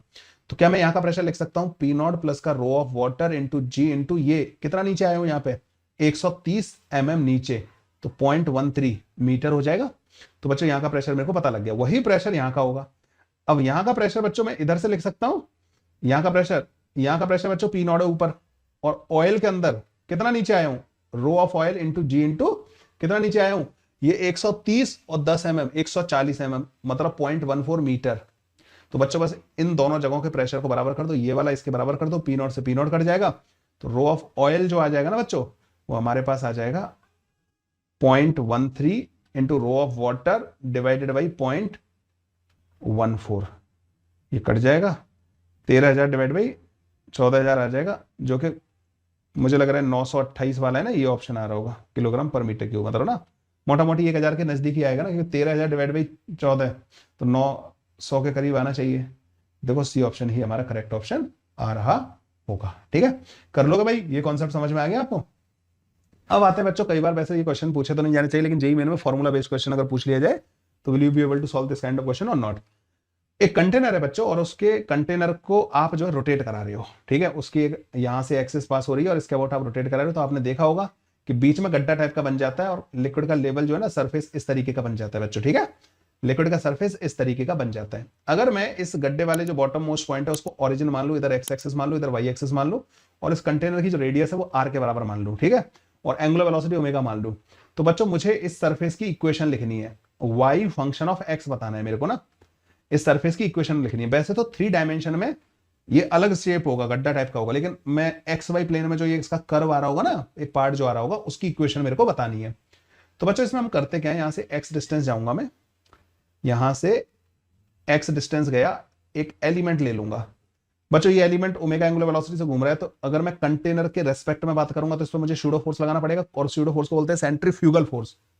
तो डीएम ओमेगा का स्क्वायर इंटू एक्स इधर लग जाएगा, और डीएम जी बच्चों इधर लग जाएगा, है ना बच्चों। इस जगह पर जो टेंजेंट आएगी ना, मान लो वो थीटा एंगल बना रही है, तो तुम्हें पता है कि along the tangential direction net force surface element पे 0 आना चाहिए कंटेनर के रेस्पेक्ट में। तो ये जो डीएम ओमेगा स्क्वायर एक्स का जो ऊपर वाला कंपोनेंट है कॉस थीटा, ये बराबर होना चाहिए बच्चों डीएम जी के नीचे वाले component DM G sine theta के। तो बच्चों मेरे पास यहां से टेन थीटा आ जाता है, tan theta is equal to omega square X divided by G के बराबर। ठीक है, ये आ जाता है बच्चों। आपको पता होना चाहिए अगर एक कर्व है y equal to F X, तो उसका जो टेन थीटा होता है ना, वो बेसिकली स्लोप होता है टेंजेंट का, और इसको हम dy बाई dx भी लिख सकते हैं। तो बच्चों इसको मैं dy बाई dx लिख दूं, तो dy तो मैं इधर ही रखूंगा, dx को मैं इधर ले जाऊंगा, तो omega square X into dx divided by G. जब आप इसको इंटीग्रेट करोगे ना बच्चों, तो जहां पे x की वैल्यू 0 मानी है मैंने, कहां मानी है, इस जगह पे, वहां पे y की वैल्यू भी 0 है, और जहां पे x हो गया यहां पे y आ जाएगा। तो बच्चों देखो y is equal to omega square X square divided by 2g के बराबर हमारे पास बन जाएगा। तो y जो होगा ना बच्चों, ये फॉर्मूला बन जाएगा हमारे पास ना, y equal to omega square X square divided by 2g के बराबर। ये फॉर्मूला आप याद रख सकते हो बच्चों। अगर मुझसे कोई ये वाली हाइट पूछे, कोई पूछे कि बॉटम ये सेंटर पर जो कितनी डेप्थ आएगी इसकी ना, एक तो मेरे को बच्चों ये समझ में आ रहा है कि इसकी जो शेप है ना वो पैराबोलिक है। क्यों, एक्स का स्क्वायर आ रहा है, क्वाड्रेटिक इक्वेशन बन रही है, ठीक है, तो इसकी शेप जो है पैराबोलिक है। अगर कोई मुझसे ये वाली हाइट पूछे तो बस x की वैल्यू यहाँ पे r रख देना, तो h आ जाएगा omega square R square divided by 2g के बराबर। ये हमारे पास h आ जाएगा, तो h की value omega square R square divided by 2g के बराबर आ जाएगी। और इस तरीके से बच्चों ये पैराबोलॉइड बनता है, ध्यान रखना क्या बनता है, इसको 3D शेप को क्या बोलते हैं, पैराबोलॉइड।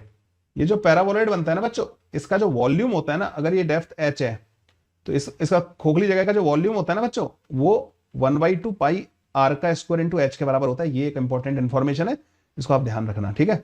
तो पैराबोलॉइड का जो वॉल्यूम होता है ना बच्चों, वो ये होता है 1/2 पाई आर का स्क्वायर इंटू एच के बराबर। ये जो खाली जगह हो जाएगी ना, ये कभी कुछ पूछ लिया जाए इससे रिलेटेड तो आपको पता होना चाहिए, ठीक है। तो ये बच्चों मैक्सिमम मतलब रोटेशन वाले से इतना आ सकता है। अब आते हैं बच्चों एक डिवाइस होती है मैनोमीटर। एक तो बैरोमीटर पढ़ लिया, अब एक मैनोमीटर। बैरोमीटर बच्चों एटमॉस्फेयर प्रेशर मेजर करने के काम आता है, और मैनोमीटर जो है ना बच्चों किसी कंटेनर के अंदर जो गैस भरी होती है ना, उसका प्रेशर मेजर करने के काम आता है। बच्चों यहाँ पे टेप लगा रखा होता है, टेप जिसको इस तरीके से गैस को, कंटेनर के अंदर गैस भरी हुई है, यहाँ पे बच्चों एक ट्यूब लगाते हैं इस तरीके की, ठीक है, और उसके अंदर मर्क्यूरी भरा होता है। जैसे बच्चों इसको ओपन करते हैं ना, तो गैस जो है क्या करेगी, गैस इधर की तरफ आएगी और इसको प्रेस करेगी। तो यहाँ पे गैस का जो प्रेशर होगा ना बच्चों, पी के बराबर होगा। यहाँ पे प्रेशर पी के बराबर होगा, ये ओपन होता है बच्चों, तो यहाँ का प्रेशर पी नॉट के बराबर होता है। अगर गैस का प्रेशर ज्यादा है तो बच्चों यहाँ पे लिक्विड के लेवल में डिफरेंस आ जाएगा, है ना। तो यहाँ पे बच्चों ये जो डिफरेंस होता है ना, इसी को मेजर कर लिया जाता है। लेट्स से ये H के बराबर है, तो देखो यहाँ का प्रेशर P है, तो यहां का भी पी होगा, क्योंकि सेम लिक्विड के अंदर मैं यहां तक चल के आ रहा हूं, यहां का पी होगा। और यहां के प्रेशर को मैं लिख सकता हूं पी नॉट प्लस का रो इंटू जी इंटू एच। इधर से भी तो लिख सकता हूं मैं प्रेशर को। तो बस गैस का जो प्रेशर आ जाता है ना बच्चों हमारे पास, वो पी नॉट प्लस का रो, मर्क्यूरी होता है ज्यादातर इसमें, जी इंटू एच। तो ये मर्क्यूरी कॉलम की जो हाइट होती है ना बच्चों, इसको मेजर करके आप जो है गैस का प्रेशर पता कर सकते हो। ठीक है, ऐसे करके बच्चों हम प्रेशर को पता कर लेते हैं मैनोमीटर की हेल्प से। अब आते हैं बच्चों, कई बार ये बता काफी एडवांस केस हो जाएगा, लेकिन थोड़ा सा इसके लिए भी प्रिपेयर रहते हैं अगर इन एनी केस अगर ऐसा कुछ पूछ लिया जाए। एक कंटेनर है बच्चों जो कि इंक्लाइंड सरफेस पे स्लाइड करता हुआ नीचे की तरफ आ रहा है और उसके अंदर एक लिक्विड भरा हुआ है। तो जब वो नीचे की तरफ आएगा तो बच्चों लिक्विड ऊपर की तरफ भागेगा। तो जो लिक्विड का जो सरफेस है ना, वो इंक्लाइन के साथ अगर अल्फा एंगल बनाता है, इंक्लाइन के साथ, ध्यान देना, जो अल्फा है ना बच्चों, वो angle made by surface, angle made by surface with inclined है। ठीक है, इंक्लाइंड के साथ जो एंगल बना रहा होगा ना, उसको हम बच्चों अल्फा बोल रहे हैं। और थीटा क्या है? थीटा इंक्लाइन का एंगल है। तो बच्चों ये अल्फा की वैल्यू कई बार पूछी होती है। तो इसमें क्या करते हैं हम लोग, सबसे पहली बात तो तुम्हें मैंने बताया कि कंटेनर के रिस्पेक्ट में बात कर रहे होते हैं, तो कंटेनर को रोक दो और सरफेस का एक एलिमेंट ले लेना। तो सरफेस के एलिमेंट पे कंटेनर के रेस्पेक्ट में एक सूडो फोर्स लगाना पड़ेगा हमें। तो let's say DM into A not के बराबर। अच्छा, कंटेनर इंक्लाइन के पैरेलल जा रहा था, तो जो सूडो फोर्स होगा वो भी इंक्लाइन के पैरेलल होगा। एक फोर्स होगा बच्चों यहाँ पे डीएमजी, नीचे की तरफ बड़ा सा बना देना इसको ना, डीएमजी। कोई और फोर्स लग रहा होगा? नहीं। इन दोनों फोर्स का जो टेंजेंशियल कंपोनेंट आना चाहिए ना बच्चों, वो 0 के बराबर आना चाहिए। मतलब ना दोनों का टेंजेंशियल कंपोनेंट कैंसिल आउट हो जाना चाहिए। बच्चों ये इंक्लाइन का सरफेस के पैरेलल लाइन है, और ये जो डीएमए नॉड है ना, ये भी इसी लाइन के पैरेलल है। तो ये एंगल अल्फा होगा या नहीं होगा? ये वाला अल्फा के बराबर होगा। अच्छा, एक काम करना, ये अगर थीटा है तो तुम्हें पता है ये हॉरिजॉन्टल लाइन है और एमजी वर्टिकल होता है, तो ये 90 होगा, ये 90 माइनस थीटा होगा, ये 90 माइनस थीटा होगा, ये 90 होगा, है ना, ये 90 माइनस थीटा, तो ये थीटा होगा, तो ये वाला भी थीटा के बराबर होगा। तो ये एंगल थीटा के बराबर हो गया। ठीक है, ये थीटा के बराबर हो गया, और ये बच्चों 90 के बराबर होगा, क्योंकि इंक्लाइन और कंटेनर वो एक दूसरे के, इंक्लाइन और कंटेनर की बाउंड्री एक दूसरे के परपेंडिकुलर है ना। तो 90, तो ये वाला जो एंगल आ जाएगा ना, ये वाला इस वाले ट्रायंगल में, इस वाले ट्रायंगल में, ठीक है, इस वाले बड़े वाले ट्रायंगल में, तो ये 90 प्लस अल्फा है, ये थीटा है। तो बच्चों ये एंगल आ जाएगा 90 माइनस का अल्फा प्लस का 90 माइनस का अल्फा माइनस का थीटा, क्योंकि तीनों एंगल का सम 180 डिग्री के बराबर होना चाहिए। तो देखो ये आ गया हमारे पास एंगल। तो बच्चों बस हमें क्या करना है, DM A not cos alpha को लिख देना है डीएम जी कॉस 90 माइनस का अल्फा प्लस का थीटा। ठीक है, ओके, डीएम डीएम उड़ा देंगे बच्चों हम लोग। यहां पे बनेगा हमारे पास कॉस साइन अल्फा प्लस का थीटा बन जाएगा, तो साइन अल्फा प्लस का theta into G is equal to A not cos alpha. ठीक है, तो G sine alpha cos theta plus का G cos alpha sine theta is equal to A not cos alpha, ऐसा कुछ बन जाएगा हमारे पास। अच्छा, कॉस अल्फा से इसको पूरे को डिवाइड कर देना, तो G tan alpha cos theta is equal to A not minus का जी साइन थीटा बन जाएगा। और यहां से बच्चों टेन अल्फा की वैल्यू आ जाएगी हमारे पास, tan alpha comes out to be A not minus का G sine theta divided by G cos theta. लो जी, ये फाइनल फॉर्मूला है बच्चों, जिसको आप याद रख सकते हो। अब आप बोलोगे सर अगर मान लो कंटेनर का एक्सेलरेशन ऊपर की तरफ दे रखा हो, तो इसको बस ए नॉट को माइनस के साथ रख देना। ठीक है, अब सुनो इसमें ध्यान देना, अगर मान लो ए नॉट 0 है, कंटेनर मूव ही नहीं कर रहा, नीचे आ ही नहीं रहा, तो ए नॉट अगर 0 है तो बच्चों अल्फा जो है ना माइनस का थीटा के बराबर आएगा। मतलब कंटेनर का जो मतलब लेवल जो होगा ना लिक्विड का, वो हॉरिजॉन्टल हो जाएगा ना, नीचे की तरफ। लिक्विड का हॉरिजॉन्टल होने का मतलब ऐसा, तो अल्फा हमने इधर पॉजिटिव माना है तो इधर नेगेटिव आएगा। और तुम्हें पता है कि कंटेनर हॉरिजॉन्टल और इंक्लाइन के बीच का एंगल थीटा है, तो माइनस का थीटा के बराबर आ रहा है। तो बच्चों ये फॉर्मूला वेरीफाई भी कर लेना इससे, और ध्यान रखना कि आप इस फॉर्मूले को कैसे यूज करो, इसमें बहुत सावधानी बरतने की जरूरत है। बस है कॉन्सेप्ट बच्चों सेम, वही net force on the tangential surface वाला एलिमेंट, मतलब net tangential force at the surface element हमें 0 करना होता है। ठीक है, अब बात करते हैं बच्चों force on the walls of the container. अगर बच्चों यहाँ पे कंटेनर दे रखा है और यहाँ पे हमने लिक्विड भरा हुआ है, बॉटम जो है बच्चों इसका बी विड्थ का है, हाइट जो लिक्विड की वो एच हाइट है, और अंदर की तरफ बच्चों एल डेप्थ दे रखी है। ठीक है, तो इसकी जो अंदर की तरफ डेप्थ होगी ना बच्चों, जो अंदर की तरफ, वो डेप्थ बच्चों हमने एल के बराबर दे रखी है, ये डेप्थ एल के बराबर है, ठीक है। तो बच्चों हमें इसमें पूछा जा सकता है कि साइड वॉल पे कितना फोर्स लग रहा होगा, नीचे बॉटम पे कितना फोर्स लग रहा होगा। तो साइड वाली दीवार पर जो फोर्स लग रहा है बच्चों उसको F1 बोल दिया, नीचे वाले सरफेस पर जो फोर्स लग रहा है उसको हमने F2 बोल दिया। बच्चों तुम्हें पता है यहाँ का जो प्रेशर होता है ना वो तो P0 प्लस का रो इंटू जी इंटू एच के बराबर, और पूरे सरफेस पे सेम होगा, इस पूरे सरफेस पे क्योंकि एच डेप्थ नीचे जाके प्रेशर यही हो जाएगा। तो बच्चों बेस पे जो फोर्स लग रहा होगा ना वो P0 प्लस का रो जी एच इंटू बेस का एरिया, क्योंकि जब भी प्रेशर यूनिफॉर्म होना बच्चों तो यूनिफॉर्म प्रेशर इंटू एरिया कर दो बस, तो ये आ जाएगा बच्चों नीचे की तरफ जो बेस को ये फोर्स लगा रहा होगा कौन, लिक्विड। बच्चों साइड में देखो यहां का प्रेशर बच्चों P0 के बराबर है, और यहां का प्रेशर नीचे का प्रेशर P0 प्लस का रो जी एच के बराबर है। तो बच्चों यहां पे क्या होगा कि इस साइड वाले सरफेस पे जब तुम फोर्स पता करोगे ना तो यहां प्रेशर बच्चों सब जगह सेम नहीं है, तो यहां पे जो फोर्स आता है ना F1 force on the side wall बच्चों वो आता है हमारे पास average pressure into area of the side wall, ठीक है। तो जितना ये एरिया है ना, ये वाला एरिया, ये एरिया कितना होगा, एल विड्थ है इसकी और हाइट ऊपर एच है, तो ये एरिया आ जाएगा एच इंटू एल के बराबर। अब ये जो एवरेज प्रेशर होता है ना बच्चों ये क्या होता है, P at the top plus का P at the bottom divided by 2। तो यहाँ टॉप पे जो प्रेशर है that divide by plus that at the bottom divided by 2। तो जैसे यहाँ पे पी नॉट प्लस का rho into ji into H divided by 2। तो जो फोर्स आएगा ना बच्चों वॉल पे, जो फोर्स आएगा साइड वॉल पे, पी नॉट प्लस का rho ji H divided by 2 into B into L के बराबर आ जाएगा। लो जी, तो साइड वॉल का फोर्स बच्चों हमारे पास इतना आ रहा होगा। तो साइड वॉल का याद रखना, नीचे बॉटम पे तो बच्चों डायरेक्टली लिख सकते हो आप लोग ना। तो चलो भाई अब प्रेशर वाली दुनिया से बाहर निकलते हैं। Now we move into the Archimedes principle, okay, buoyancy force वाली दुनिया में चलते हैं। तो ये भी बच्चों फ्लूइड स्टैटिक्स का ही पार्ट है, मतलब ना यहाँ पे भी with respect to container fluid को हम रेस्ट पे कंसीडर करेंगे। अगर मान लो कंटेनर एक्सेलरेट कर रहा है तो कंटेनर के अंदर फ्लूइड जो है वो एक्सेलरेट नहीं, मतलब वो कंटेनर के रेस्पेक्ट में मूव नहीं करेगा, ठीक है। बच्चों एक लिक्विड है उसके अंदर आपने एक ऑब्जेक्ट डिप करा दिया, तो ये जो ऑब्जेक्ट है ना बच्चों ये हल्का फील करेगा, मतलब जैसे इस पे mg लग रहा होता है ना, अब नीचे की तरफ जो इसको पुल करने वाला फोर्स है ना वो थोड़ा घट जाएगा, मतलब इसका जो वेट था ना mg अब वो वेट लूज कर देता है। क्यों लूज कर देता है इसके बारे में हमें बात करनी है। तो यहां पे बच्चों आर्किमिडीज प्रिंसिपल है जो बॉयंसी फोर्स के बारे में बात करता है। According to this principle when an object is partially और completely submerged in a static liquid, आपने एक ऑब्जेक्ट को पार्शियली या कंप्लीटली स्टैटिक लिक्विड के अंदर सबमर्ज किया, it loses weight which is equal to the weight of the displaced liquid. बच्चों वो वेट लूज कर देगा, लिक्विड जो है जो ऑब्जेक्ट जो है ना बच्चों वो वेट लूज कर देगा, और जो लॉस वेट होगा ना, मतलब जो वेट इसने लूज किया वो बच्चों डिस्प्लेस्ड लिक्विड के वेट के बराबर होगा।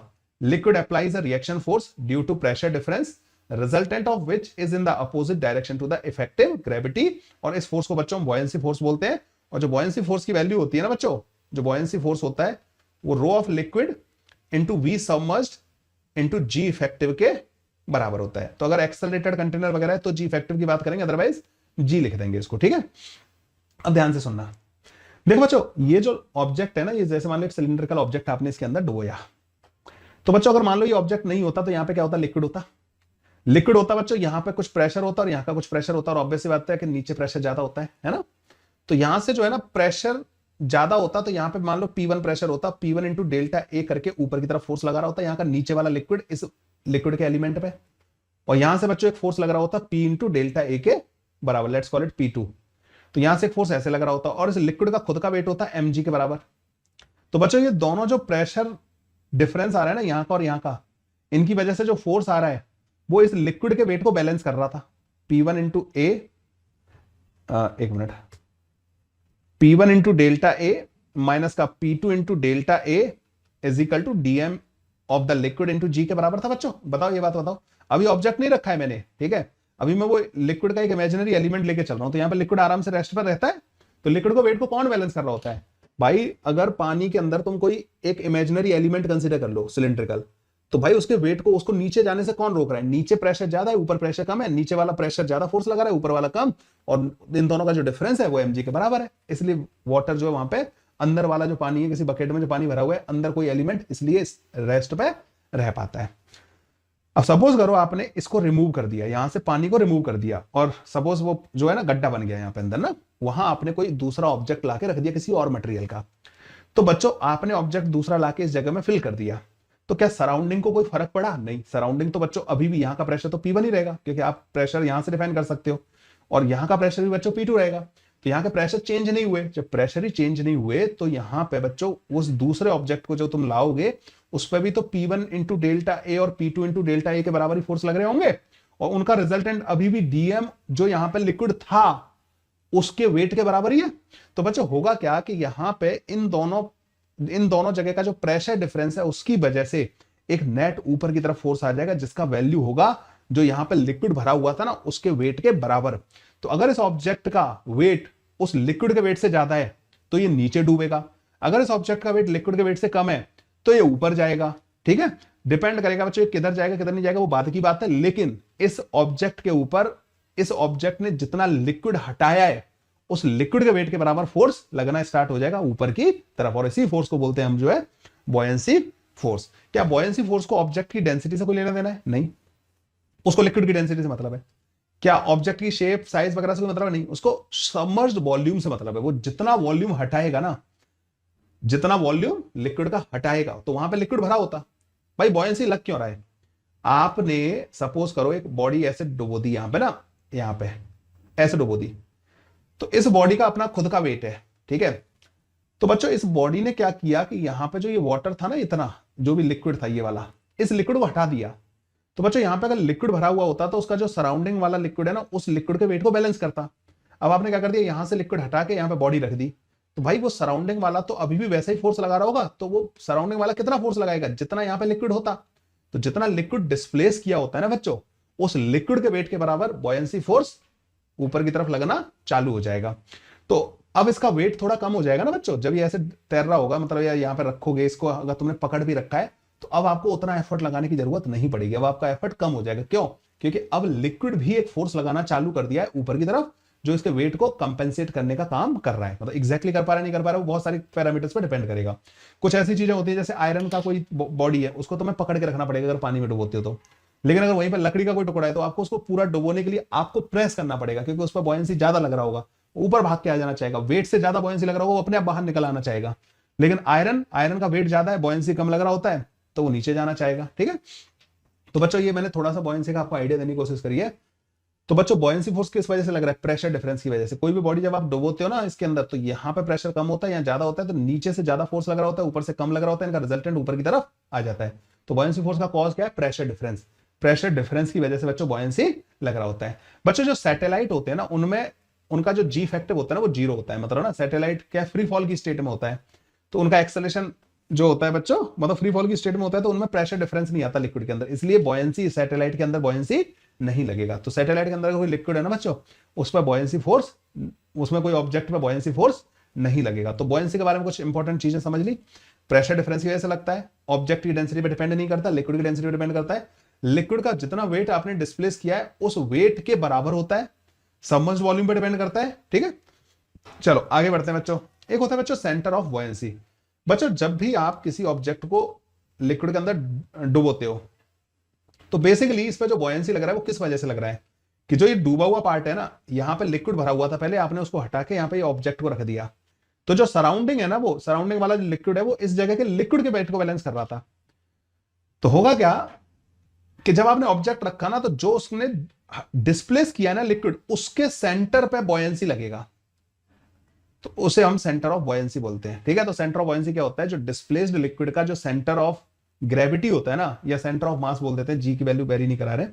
तो सेंटर ऑफ मास जो होता है ना बच्चों, डिस्प्लेस्ड लिक्विड का जो सेंटर ऑफ मास होता है उस पे सेंटर ऑफ बॉयंसी लगता है।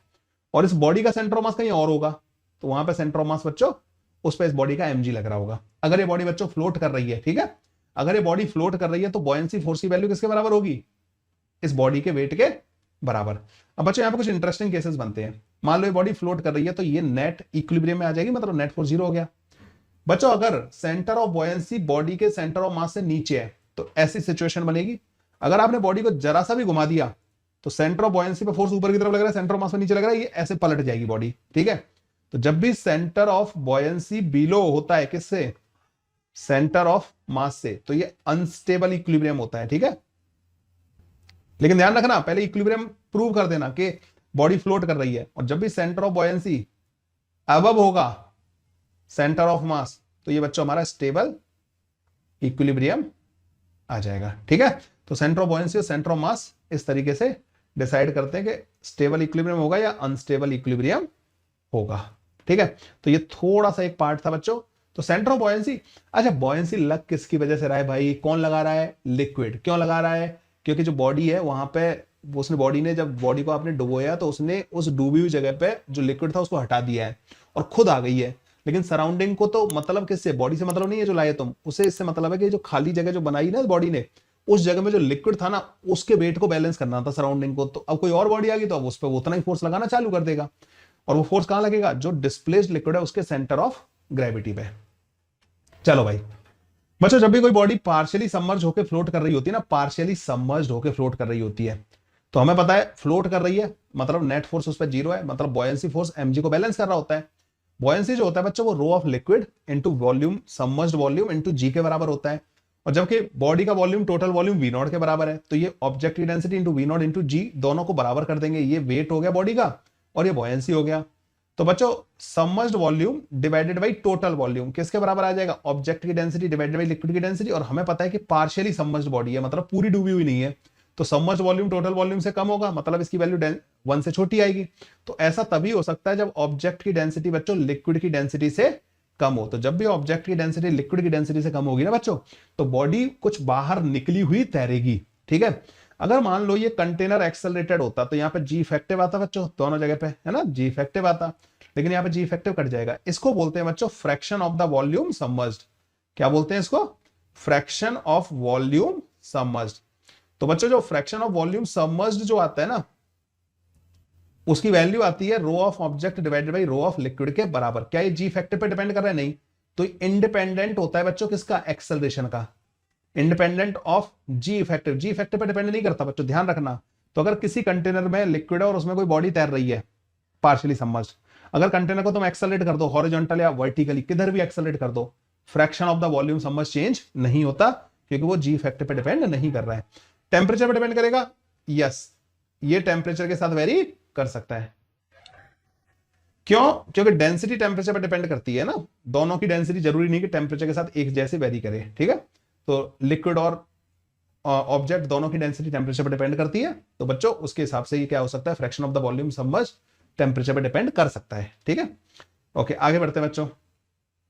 A body P floats in a water with half of its volume submerged। एक बॉडी है बच्चों P और वो वाटर में मतलब फ्लोट कर रही है, उसका आधा वॉल्यूम इमर्ज्ड है। Another body Q float in a liquid of density 3/4 of the density of the water with 2/3 of the volume submerged। The ratio of the density of the P to that of the density of the Q क्या होगा। ठीक है, तो इसको solve करते हैं बच्चों। एक बॉडी P फ्लोट कर रही है वाटर में और उसका half of the volume submerged है, तो V submerged divided by total volume, ये किसके बराबर आ जाएगा, ऑब्जेक्ट की डेंसिटी डिवाइडेड बाई वाटर की डेंसिटी के बराबर। ठीक है, तो ऑब्जेक्ट की डेंसिटी को मैं 1 बोल दे रहा हूं, रो नॉट 1, पहली बॉडी के लिए रो नॉट 1 बोल दे रहा हूं, तो ये आधा है, आधा। तो मतलब पहले वाले ऑब्जेक्ट की जो डेंसिटी है ना बच्चों, वो वाटर की डेंसिटी का आधा है। ठीक है, दूसरी बॉडी है बच्चों Q जो कि एक लिक्विड में फ्लोट कर रही है, जिसकी डेंसिटी कितनी दे रखी है, 3/4, और उसका 2/3 वॉल्यूम सबमर्ज्ड है। तो अब जो वॉल्यूम सबमर्ज्ड है वो 2/3 हो गया, और ये दूसरा ऑब्जेक्ट की डेंसिटी डिवाइड बाई, अब इसके नीचे लिक्विड की डेंसिटी डालनी है, तो लिक्विड की डेंसिटी कितनी दे रखी है, 3/4 ऑफ वाटर की डेंसिटी। तो सेकंड वाले ऑब्जेक्ट की डेंसिटी कितनी आ गई, ये इधर ले जाऊंगा तो इधर ले जाऊंगा, तो ये भी बच्चों रो वाटर डिवाइड बाई 2 के बराबर आ गई। तो दोनों जो ऑब्जेक्ट है ना, उन दोनों की डेंसिटी बच्चों बराबर आ रही होगी, लकीली बराबर आ गई है। ठीक है, तो बी वाला ऑप्शन बच्चों करेक्ट ऑप्शन आ जाएगा। क्या, कौन सा फॉर्मूला लगाया है, fraction of the volume submerged वाला, V submerged divide by V not is equal to object की डेंसिटी डिवाइड बाई लिक्विड की डेंसिटी। ठीक है, ये वाला फॉर्मूला बच्चों मैंने लगा दिया है इसमें दोनों 2 बार। आगे बढ़ते हैं बच्चों। Two non mixing liquid of density rho and N rho, N बच्चों 1 से बड़ा है, मतलब एक ये हल्का वाला लिक्विड है और ये दूसरा हैवी वाला लिक्विड है, are put in a container, container में रखे हुए हैं बच्चों। तो तुम्हें बताया कि बच्चों जो हल्का वाला लिक्विड होगा ना वो ऊपर रहेगा और हैवी वाला लिक्विड बच्चों नीचे रहेगा, ये ध्यान रखना। यहाँ पे इसकी डेंसिटी नीटा रो के बराबर है, इसकी रो के बराबर है। The height of the liquid each liquid is h, ये h के बराबर है बच्चों, ये वाला भी h के बराबर है। एक सॉलिड सिलेंडर को आपने इसमें ऐसे डिप करा दिया, लेंथ उसकी L के बराबर है और डेंसिटी बच्चों उसकी D के बराबर है, put in this container. The cylinder float with its vertical axis and the length PL in the denser liquid, denser liquid में बच्चों उसकी PL लेंथ है। एक सिलेंडर को इस तरीके से रखा है, ये लेंथ कितनी है P इंटू एल के बराबर और ये H के बराबर है। द डेंसिटी D बतानी है आपको, और ये फ्लोट कर रहा है, मतलब इसका वेट जो है बॉयंसी से बैलेंस होना चाहिए। तो बच्चों इसमें लिखूंगा मैं सिलेंडर का वेट, सिलेंडर की डेंसिटी D के बराबर है, एरिया मान लो मैं A के बराबर मान ले रहा हूं, बेस का एरिया जो है ना A मान ले रहा हूं, दैट इंटू लेंथ, ये इसका वॉल्यूम हो गया, इंटू G, ये हो गया बच्चों वेट, और वो बैलेंस हो रहा होगा किससे, दोनों के बॉयंसी से। तो ऊपर वाले का डेंसिटी रो है और ऊपर वाले में वॉल्यूम कितना है बच्चों, A इंटू एच के बराबर, भाई क्रॉस सेक्शन एरिया A और हाइट H है इसकी, दैट इंटू G। तो ऊपर वाले का बॉयंसी इतना आ जाएगा, दूसरे वाला, वैसे बॉयंसी बच्चों लगे यहां से रहा होगा, दोनों दोनों यहां से लगा रहे होंगे, इसका जो फोर्स होगा ना ऐसे लग रहा होगा, पर वो रो V1G प्लस रो V2G के बराबर ही आ जाता है, मतलब रो 1 V1G प्लस रो 2 V2G के बराबर ही आ जाता है। ये नीटा रो, अब नीचे वाले में बच्चों P इंटू एल के बराबर लेंथ है और एरिया A है, तो ये वॉल्यूम होगा जो नीचे वाले में डूबा हुआ है, दैट इंटू G। तो बच्चों हमारे पास जो D की वैल्यू आ जाएगी ना, A और G तो डिवाइड कर देंगे हम ना, A और G। तो A और G तो बच्चों हमने इसमें से काट दिया।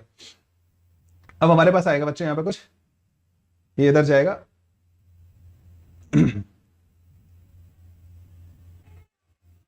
L जब इसके नीचे जाएगा तो ये बन जाएगा हमारे पास, रो कॉमन ले लेते हैं, H divided by L plus का नीटा P के बराबर, ऐसे कुछ आ रही होगी बच्चों डेंसिटी ना। इसमें बच्चों जो आंसर आया है ना, अगर मैं ऐसा केस कंसीडर करके चलूं कि कुछ पार्ट इसका बाहर भी होगा, तो मेरा आंसर ऐसा आना चाहिए जो कि मेरा कोई भी ऑप्शन इसमें मैच नहीं कर रहा होगा। मेरे पास दूसरा जो एक ऑप्शन आ रहा है बच्चों, वो ये आ रहा है कि मैं ऐसा कंसीडर करूं कि ये दोनों लिक्विड के अंदर इस तरीके से डूबा हुआ है, ये वाला डिस्टेंस PL के बराबर हो जाएगा और ये वाला हो जाएगा L, ये वाला डिस्टेंस जो हो जाएगा हमारा हो जाएगा L माइनस का PL के बराबर, शायद इससे मतलब हमारा ऑप्शन मैच कर जाए। तो यहां पे मैं A इंटू एच ना रख के यहां पे रखूंगा L 1 माइनस का P के बराबर, मतलब ना इससे आंसर नहीं आएगा अदरवाइज। तो D की वैल्यू आ जाएगी मेरे पास रो और AG तो मैंने काट दिया यहां से, L जब नीचे आएगा तो 1 माइनस का P प्लस का NP, ऐसा कुछ बन जाएगा। तो D की वैल्यू आ रही होगी रो 1 plus P into N minus का 1 के बराबर। हाँ, इससे फिर भी ऑप्शन मैच कर जाएगा बच्चों ना।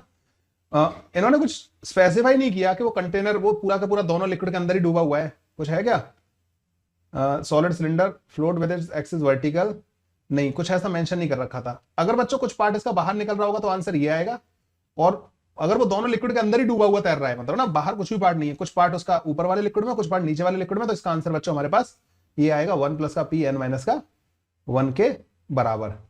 तो डी ऑप्शन मेरा तो इसमें करेक्ट आ रहा है और यही आंसर है, ठीक है। तो एक अलग ही टाइप का क्वेश्चन था। चलो भाई अगले वाले पे चलते हैं। Pascal's law, whenever external pressure is applied on any part of a liquid contained in a vessel, it is transmitted undiminished and equally in the all the direction। बच्चों पास्कल लॉ का ये स्टेटमेंट बहुत important है। जब भी आपने कोई एक क्लोज्ड लिक्विड है उस पे एक जगह पे प्रेशर चेंज करोगे ना, तो बच्चों वो प्रेशर का चेंज पूरे के पूरे लिक्विड के अंदर बिना डिमिनिश हुए ट्रांसमिट हो जाता है, हर जगह पे सेम अमाउंट से प्रेशर चेंज हो जाता है। सो एक क्लोज्ड लिक्विड पे एक जगह का प्रेशर चेंज करोगे तो पूरे लिक्विड के अंदर प्रेशर को चेंज कर देगा। जैसे एग्जांपल के तौर पे बच्चों मान लो एक कंटेनर है कुछ इस तरीके का, और यहां पे इस तरीके का एक ट्यूब लगा हुआ है, यहां पे इस तरीके का एक ट्यूब लगा हुआ है, ठीक है। यहां पे बच्चों एक पिस्टन है और यहां पे एक पिस्टन है। ये बच्चों जो पिस्टन है ना, इसका एरिया A है और इस वाले का एरिया 2A के बराबर है। अगर बच्चों तुमने यहां पे एक फोर्स लगाना चालू कर दिया, पहले यहां लिक्विड भरा हुआ था तो तुम यहां से फोर्स लगाओगे, तो बच्चों अगर तुम चाहते हो कि इसको रोक ले, इधर प्रेशर चेंज हो जाए और इसको रोक ले, तो बच्चों यहां पे जो प्रेशर में जो चेंज आएगा ना डेल्टा P इंटू A, वो किसके बराबर होगा, F upon A equal to delta P आ जाएगा। तो बच्चों ये जो प्रेशर का जो यहां पे चेंज हुआ है वो हर जगह पे होगा, यहां पे भी चेंज होगा और यहां पे चेंज होगा, तो बच्चों फिर इधर भी एक फोर्स लगना चालू हो जाएगा डेल्टा P इंटू 2A, मतलब 2F फोर्स इधर लगना चालू हो जाएगा। तो इसको रोके रखने के लिए आपको बाहर से 2F फोर्स लगाना पड़ेगा। तो ऐसा नहीं है कि तुम इधर वाले पिस्टन पे फोर्स लगा रहे हो तो तुम्हें इस वाले पे लगाने की जरूरत नहीं पड़ेगी, नहीं भैया, अगर तुम रोक के रखना चाहते हो तो यहां भी लगाना पड़ेगा। लेकिन जो प्रेशर का चेंज यहां पे आया वही प्रेशर का चेंज तुम्हें यहां कंसीडर करना है, और प्रेशर का चेंज यहां कंसीडर करना है तो यहां का एरिया ज्यादा है, तो यहां पे जो पिस्टन पे जो लिक्विड फोर्स लगा रहा होगा वो डबल फोर्स लगा रहा होगा, तो इसको रोके रखने के लिए आपको डबल फोर्स लगाना पड़ेगा। तो बच्चों हाइड्रोलिक लिफ्ट होती है ना, वो इसका बेस्ट एप्लीकेशन होता है। हाइड्रोलिक लिफ्ट में यहाँ बीच में लिक्विड नहीं है, ठीक है, यहाँ पे दो इसकी आर्म होती है बच्चों, एक ट्यूब ये कम एरिया की होती है और ये वाली ज्यादा एरिया की होती है। यहाँ पे बच्चों एक लिक्विड भर रखा होता है, इनकंप्रेसिबल लिक्विड होना चाहिए। जब बच्चों आप यहाँ पे F1 फोर्स लगाते हो तो यहाँ का प्रेशर का जो चेंज आता है ना डेल्टा P, वो F1 डिवाइडेड बाई A1 के बराबर आता है। तो यहाँ पे जब F1 फोर्स लगाओगे तो यहाँ पे आपको F2 लगाना पड़ेगा इसको रोके रखने के लिए। तो यहाँ पे भी जो प्रेशर का चेंज आता है ना वो F2 डिवाइडेड बाई A2 के बराबर आता है, क्योंकि यहाँ पे जितना प्रेशर का चेंज आए उतना ही यहाँ पे आना चाहिए। तो इन दोनों को बराबर कर देते हैं, ये F2 डिवाइडेड बाई A2 के बराबर हो जाता है। तो जो F2 आता है ना हमारे पास बच्चों, वो A2 divided by A1 into F1 के बराबर आ जाता है। और क्लियरली दिख रहा है कि जो A2 है ना वो A1 से बड़ा है, तो A2 A1 से बड़ा है, तो बच्चों F2 हमें ज्यादा लगाना पड़ेगा। तो जब भी ये वाला क्रॉस सेक्शन बड़ा होगा तो इसको रोके रखने के लिए हमें ज्यादा फोर्स लगाना पड़ेगा as compare to force here. इस तरीके से बच्चों हो जाएगा। चलिए बच्चों अब स्टार्ट करते हैं फ्लूइड डायनामिक्स, या इसको हाइड्रोडायनामिक्स भी बोला जाता है। और इसके अंदर हम फ्लोइंग फ्लूइड्स की स्टडी करते हैं। तो जो फ्लूइड फ्लो कर रहे होते हैं उनको हम स्टडी कर रहे होते हैं फ्लूइड डायनामिक्स के अंदर। इसमें भी बच्चों हम आइडियल फ्लूइड फ्लो के बारे में बात करेंगे। आइडियल फ्लूइड फ्लो कौन सा वाला फ्लूइड फ्लो होगा? इनकंप्रेसिबल। बच्चों जब भी फ्लूइड किसी सेक्शन से फ्लो कर रहा होगा तो उसमें हर सेक्शन पे हम डेंसिटी कांस्टेंट कंसीडर करेंगे। During the flow density change नहीं होगी, किसी भी पार्ट का कोई कंप्रेशन वगैरह या एक्सपेंशन वगैरह कंसीडर हम लोग नहीं करेंगे। तो पूरा फ्लोइंग फ्लूइड के अंदर हम डेंसिटी कांस्टेंट कंसीडर करके चल रहे होंगे। नॉन विस्कस, बच्चों कोई भी हम विस्कस लॉसेस कंसीडर नहीं करेंगे। विस्कोसिटी की वजह से होने वाले एनर्जी के लॉसेस हम इस वाले पार्ट में कंसीडर अभी नहीं कर रहे हैं। और इरोटेशनल फ्लो, इरोटेशनल मतलब कोई भी रोटेशनल इफेक्ट भी हम कंसीडर करके नहीं चल रहे होंगे in this ideal fluid flow. चलिए बच्चों आगे बढ़ते हैं। एक होता है बच्चों steady fluid flow. If at any given point the velocity of each particle remain constant with the time, then such flow is called the steady flow. So जैसे मान लीजिए कोई फ्लो हो रहा है इस पाइप के अंदर से, ठीक है, तो यहां पे क्या होगा बच्चों के, यहां पे जब फ्लूइड का जब फ्लो हो रहा होगा ना, तो इस वाले पॉइंट से जितने भी पार्टिकल पास होंगे ना, उन सब के पास सेम वेलोसिटी होनी चाहिए। और ये वेलोसिटी बच्चों टाइम के साथ चेंज नहीं होनी चाहिए। तो एक स्मूथ टाइप के फ्लो के बारे में हम लोग जो है बात कर रहे हैं बेसिकली ना। तो किसी भी पॉइंट पे बच्चों वेलोसिटी जो है ना वो पार्टिकल की टाइम के साथ अगर नहीं बदल रही है तो उस फ्लो को हम स्टेडी फ्लो कहते हैं। The path taken by a fluid particle under the steady flow is a streamline. बच्चों ये जो पार्टिकल्स का जो पाथ होता है ना वो स्ट्रीमलाइन पाथ कहलाता है। मतलब हम यहाँ पे इस तरीके से फ्लूइड के फ्लो को स्ट्रीमलाइन की हेल्प से रिप्रेजेंट कर सकते हैं। इस तरीके की कुछ इमेजिनरी लाइंस ड्रॉ करके हम बता सकते हैं कि फ्लूइड के पार्टिकल कैसे मूव कर रहे होंगे। और इन स्ट्रीम लाइंस के टेंजेंशियल जो है ना वो पार्टिकल्स की डायरेक्शन होती है या वेलोसिटी की डायरेक्शन होती है। Tangent on a stream line gives the direction of the of fluid particle, direction of the fluid particle velocity. तो बच्चों बेसिकली किसी भी जगह पर अगर तुम टेंजेंट ड्रॉ करोगे ना इस स्ट्रीम लाइन पे, तो आपको फ्लूइड जो पार्टिकल होंगे उनकी वेलोसिटी की डायरेक्शन पता लग जाएगी। दो स्ट्रीम लाइन बच्चों कभी भी एक दूसरे को क्रॉस नहीं करती, क्योंकि एक ही पॉइंट पे फ्लूइड पार्टिकल्स की दो वेलोसिटी की डायरेक्शन नहीं हो सकती, क्योंकि स्टेडी फ्लो हो रहा है। तो किसी भी पॉइंट पे कोई पार्टिकल अगर आएगा तो उसके पास एक पर्टिकुलर वेलोसिटी ही होगी, वो उसी डायरेक्शन में मूव करता हुआ उस पॉइंट से पास करेगा।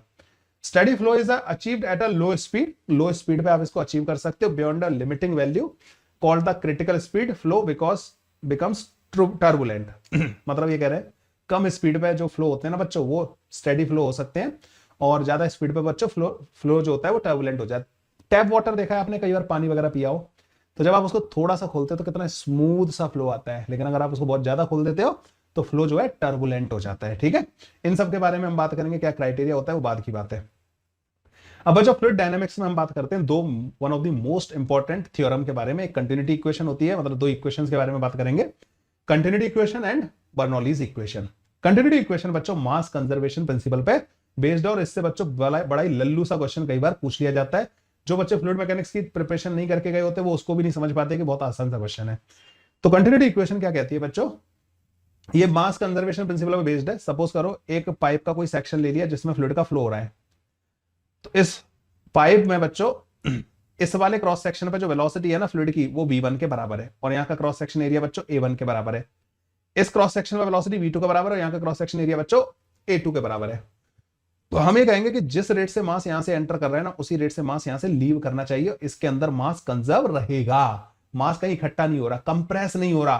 तो जब कंप्रेस नहीं हो रहा तो बच्चों यहां से जितना मास आएगा उतना निकलना पड़ेगा। इस वॉल्यूम का मास क्या रहना है, क्योंकि डेंसिटी कांस्टेंट है ना फ्लो की, तो यहाँ इस वाले पूरे वॉल्यूम का मास कांस्टेंट रखना है। तो जिस रेट से मास एंटर कर रहा है उस रेट से निकालना पड़ेगा। बच्चों dt टाइम के अंदर कितना मास एंटर करेगा, तो dt टाइम के अंदर बच्चों जो लेयर अभी यहां से एंटर करना स्टार्ट करी है वो लेयर जो है ना v1 dt अंदर आ जाएगी, और dt टाइम के अंदर बच्चों कितना निकल जाएगा यहां से, तो जो लेयर यहां पे थी ना बच्चों v2 dt पीछे जो थी वो dt टाइम के अंदर बच्चों यहां पहुंच जाएगी, तो जो भी ये जो वॉल्यूम है ना बच्चों ये निकल जाएगा और ये वाला वॉल्यूम बच्चों यहां पे एंटर कर जाएगा। हमें पता है कि यहाँ की डेंसिटी और यहाँ की डेंसिटी सेम है, तो हम ये लिखेंगे कि जिस रेट से मास एंटर कर रहा है उस रेट से लीव करवाना है। तो बच्चों मैं यहाँ पे लिखूंगा यहाँ की डेंसिटी रो और यहाँ का जो वॉल्यूम है ना जो एंटर किया dt टाइम के अंदर वो हो जाएगा बच्चों v1 dt, उसकी लेंथ है सिलेंडर की, और एरिया बच्चों हमारे पास a1 के बराबर है। तो इस रेट से मास एंटर कर रहा है और निकलने वाला मास होगा रो, वहां का एरिया बच्चों a2 के बराबर है, और जो जितना लेंथ निकलेगा वो v2 इंटू dt के बराबर है। तो बच्चों हमारे पास a1 v1 जो है ना वो a2 v2 के बराबर आ जाएगा। तो a1 v1 हमारे पास किसके बराबर आ जाएगा, a2 v2 के बराबर आ जाएगा। तो इसको बोलते हैं बच्चों हम volume rate of flow, volume rate of flow, इसे हम वॉल्यूम रेट ऑफ फ्लो कहते हैं बच्चों, और इसकी जो यूनिट होती है ना वो मीटर क्यूब पर सेकंड होती है। इसे बच्चों हम बोलते हैं dm बाई dt को बोलते हैं हम मास रेट ऑफ फ्लो, इसको बोलते हैं मास रेट ऑफ फ्लो, और इसकी जो यूनिट होती है ना बच्चों वो किलोग्राम पर सेकंड के बराबर होती है। तो याद रखना बच्चों वॉल्यूम रेट ऑफ फ्लो और मास रेट ऑफ फ्लो बहुत ही इंपॉर्टेंट कॉन्सेप्ट है बच्चों ना ये। देखो मास रेट ऑफ फ्लो जो होता है ना वो डीएम बाई dt होता है, और ये रो ए बी के बराबर होता है। किसी भी क्रॉस सेक्शन पे एरिया उस जगह पे वेलोसिटी और उस जगह की डेंसिटी से मल्टीप्लाई कर दो, मास रेट ऑफ फ्लो आ जाएगा, और ये किलोग्राम पर सेकंड में होता है। और जो वॉल्यूम रेट ऑफ फ्लो होता है ना बच्चों वो होता है एरिया इंटू वेलोसिटी, डेंसिटी हटा दो इसमें से ना मास रेट ऑफ फ्लो में से, तो इसकी यूनिट होती है बच्चों मीटर क्यूब पर सेकंड के बराबर। कई बार बच्चों सिंपली आपको दे रखा होता है कि find the volume rate of flow, तो यूनिट देख लेना कि क्या वो मीटर क्यूब पर सेकंड में पूछ रहा है या किलोग्राम पर सेकंड में पूछ रहा है, तो उस हिसाब से mass rate of flow find करना है या volume rate of flow find करना है ये देख लेना। Volume rate of flow A into B, mass rate of flow rho A B, याद रहेगा। ओके एक क्वेश्चन करवाता हूं। The cylindrical tube of a spray pump has radius capital R, one end of which has n fine holes, each of radius small r. If the speed of the liquid in the tube is v, the speed of the ejection of the liquid through the holes. तो बच्चों एक tube है और इसमें आपने एक section पे a मतलब क्या n फाइन होल्स बना दिए। यहां से बच्चों v वेलोसिटी से लिक्विड आ रहा है और यहां से लेट से v डैश वेलोसिटी से निकल रहा है। तो बच्चों आप क्या करोगे, आप कहोगे कि जिस रेट से आ रहा है उस रेट से यहां से निकलना चाहिए। तो आने का रेट क्या हो गया बच्चों a इंटू वी, यहां से निकलने का रेट क्या होगा, तो एक होल से निकल रहा होगा ये small a into V dash, और ऐसे n होल्स हैं बच्चों, n से मल्टीप्लाई कर देना। बच्चों एरिया जो होगा ना वो पाई आर का square into V is equal to n, और जो स्मॉल होल्स है ना उनका एरिया होगा पाई स्मॉल आर का स्क्वायर इंटू वी डैश। तो वी डैश की वैल्यू आ जाएगी बच्चों v इंटू आर का square divided by small R का स्क्वायर के बराबर। ये आ गया बच्चों हमारे पास जिस वेलोसिटी से इन होल से लिक्विड बाहर निकल रहा होगा। सी ऑप्शन करेक्ट ऑप्शन आ जाएगा। ठीक है, कंटिन्यूटी इक्वेशन के बच्चों बहुत आसान क्वेश्चंस आते हैं। Now we talk about the Bernoulli's equation. तो कंटिन्यूटी इक्वेशन बच्चों किस प्रिंसिपल पे बेस्ड थी, मास कंजर्वेशन पे। बर्नौलीज इक्वेशन, बर्नौलीज इक्वेशन जो है ना बच्चों ये एनर्जी कंजर्वेशन प्रिंसिपल पे बेस्ड है। This equation is based on the energy conservation law for the non viscous steady flow. Non viscous fluid के लिए बात कर रहे होते हैं, क्योंकि अगर विस्कोसिटी कंसीडर कर ली ना बच्चों तो एनर्जी के लॉसेस आ जाएंगे, और इसमें हम एनर्जी कंजर्वेशन कर रहे होते हैं फ्लोइंग फ्लूइड का, तो फिर हम इसको बर्नौली इक्वेशन को नहीं लगा पाएंगे, फिर वहां पे पोइशेली इक्वेशन करके आती है। ठीक है, उसके बारे में विस्कोसिटी में बात करेंगे। बच्चों कई बार मैंने ऐसा देखा है कि बुक्स में ना लेमिनार फ्लो कंडीशन मेंशन कर देते हैं, लेकिन लेमिनार या टर्बुलेंट फ्लो जो है ना विस्कस फ्लो के लिए डिफाइन होता है, मतलब रियल फ्लूइड्स के लिए डिफाइन होता है वो। ठीक है, तो रियल लेमिनार फ्लूइड जो होता है ना बच्चों बहुत कम विस्कोसिटी जब होती है ना, तो उस केस में हम जो है उनको मतलब लेमिनार फ्लूइड फ्लो कंसिडर कर लेते हैं। ठीक है, खैर ये तो मतलब कोई मतलब का नहीं है, बस हमें इसका ध्यान रखना है कि जो बर्नौलीज इक्वेशन है वो एनर्जी कंजर्वेशन प्रिंसिपल पे बेस्ड है, और ये नॉन विस्कस स्टेडी फ्लो के लिए हमें डिफाइन कर रहे होते हैं। क्या होती है बच्चों बर्नौलीज इक्वेशन। सो बच्चों एक पाइप के अंदर फ्लूइड का फ्लो हो रहा है, और उस पाइप के दो क्रॉस सेक्शन हमने ले लिए, एक ये वाला ले लिया बच्चों और एक क्रॉस सेक्शन ये ले लिया। ये बच्चों ग्राउंड हो गया। तो बच्चों ग्राउंड से ये वाला जो क्रॉस सेक्शन है ना वो h हाइट पे है। ठीक है, ये वाला पहला वाला जो क्रॉस सेक्शन है वो h1 हाइट पे, और दूसरा वाला क्रॉस सेक्शन h2 हाइट पे। इधर का जो प्रेशर है ना बच्चों वो P1 के बराबर है, और यहां का जो प्रेशर है बच्चों वो P2 के बराबर है। यहाँ पे जो वेलोसिटी है ना बच्चों इस क्रॉस सेक्शन पे वो V1 के बराबर है, और इस वाले क्रॉस सेक्शन में जो वेलोसिटी है वो V2 के बराबर है। ठीक है, क्या क्या पता है, इस क्रॉस सेक्शन में वेलोसिटी, इस क्रॉस सेक्शन में प्रेशर, और इस क्रॉस सेक्शन की ग्राउंड से हाइट। इस क्रॉस सेक्शन में प्रेशर, वेलोसिटी और इसकी ग्राउंड से हाइट, तीनों चीजें पता होनी चाहिए। तो बच्चों एनर्जी कंजर्वेशन से हम ये कह सकते हैं कि जो फ्लूइड एलिमेंट यहाँ पे एंटर कर रहा होगा, जिस एनर्जी के साथ वो एंटर कर रहा होगा उसी एनर्जी के साथ यहाँ से फ्लूइड एलिमेंट निकल के जा रहा होगा। ठीक है, तो in an ideal fluid flow, ideal fluid flow के बारे में बात कर रहे हैं, non viscous fluid steady flow हो रहा है यहाँ पे। तो बच्चों यहां पे जो है ना, किसी भी क्रॉस सेक्शन पे प्रेशर प्लस का half rho v square plus का रो इंटू जी इंटू एच, प्रेशर प्लस का half rho v square plus का रो इंटू जी इंटू एच कांस्टेंट होना चाहिए किसी भी क्रॉस सेक्शन पे। मतलब इस वाले क्रॉस सेक्शन का प्रेशर P1, इस वाले क्रॉस सेक्शन पे जो वेलोसिटी है वो V1 है, तो हाफ रो V1 का स्क्वायर प्लस का rho G H1 is equal to P2 plus का half rho V2 square plus का रो जी H2 के बराबर होना चाहिए। ठीक है, ये ऐसे करके बच्चों हमारे पास तीनों टर्म का जो सम है ना बच्चों, ये कांस्टेंट होना चाहिए। इसको बोलते हैं बच्चों प्रेशर एनर्जी एट कांस्टेंट, मतलब pressure energy per unit volume बोलते हैं इसको ना, pressure energy per unit volume, पर यूनिट वॉल्यूम। ये ध्यान रखना बच्चों, ये टर्म भी कई बार इंपॉर्टेंट होती है। इसे बोलते हैं बच्चों हम kinetic energy per unit volume, और बच्चों इसको बोलते हैं gravitational potential energy per unit volume, gravitational potential energy per unit volume. ठीक है, तो इन तीनों का सम बच्चों कांस्टेंट होना चाहिए at any cross section in case of non viscous steady flow. ठीक है, डेरिवेशन नहीं करना है हमें, डेरिवेशन की क्या जरूरत है। तो ये बात समझ में बच्चों। तो इस तरीके से बच्चों यहां पे हम फ्लूइड फ्लो के बारे में बात करते हैं। अब आते हैं बच्चों इसमें, मान लो बच्चों यहां पे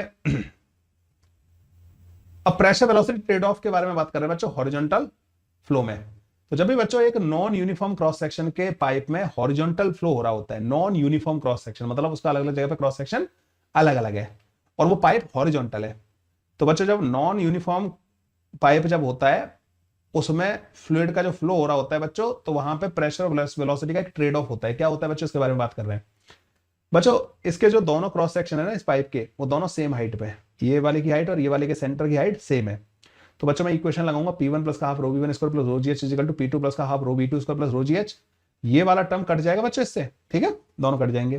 तो यहां पे मेरे पास आ जाएगा this plus this is equal to this plus this. तो मैं ये कह सकता हूं प्रेशर प्लस का half rho V square constant होना चाहिए, मतलब pressure energy per unit volume plus का kinetic energy per unit volume का सम कांस्टेंट होना चाहिए।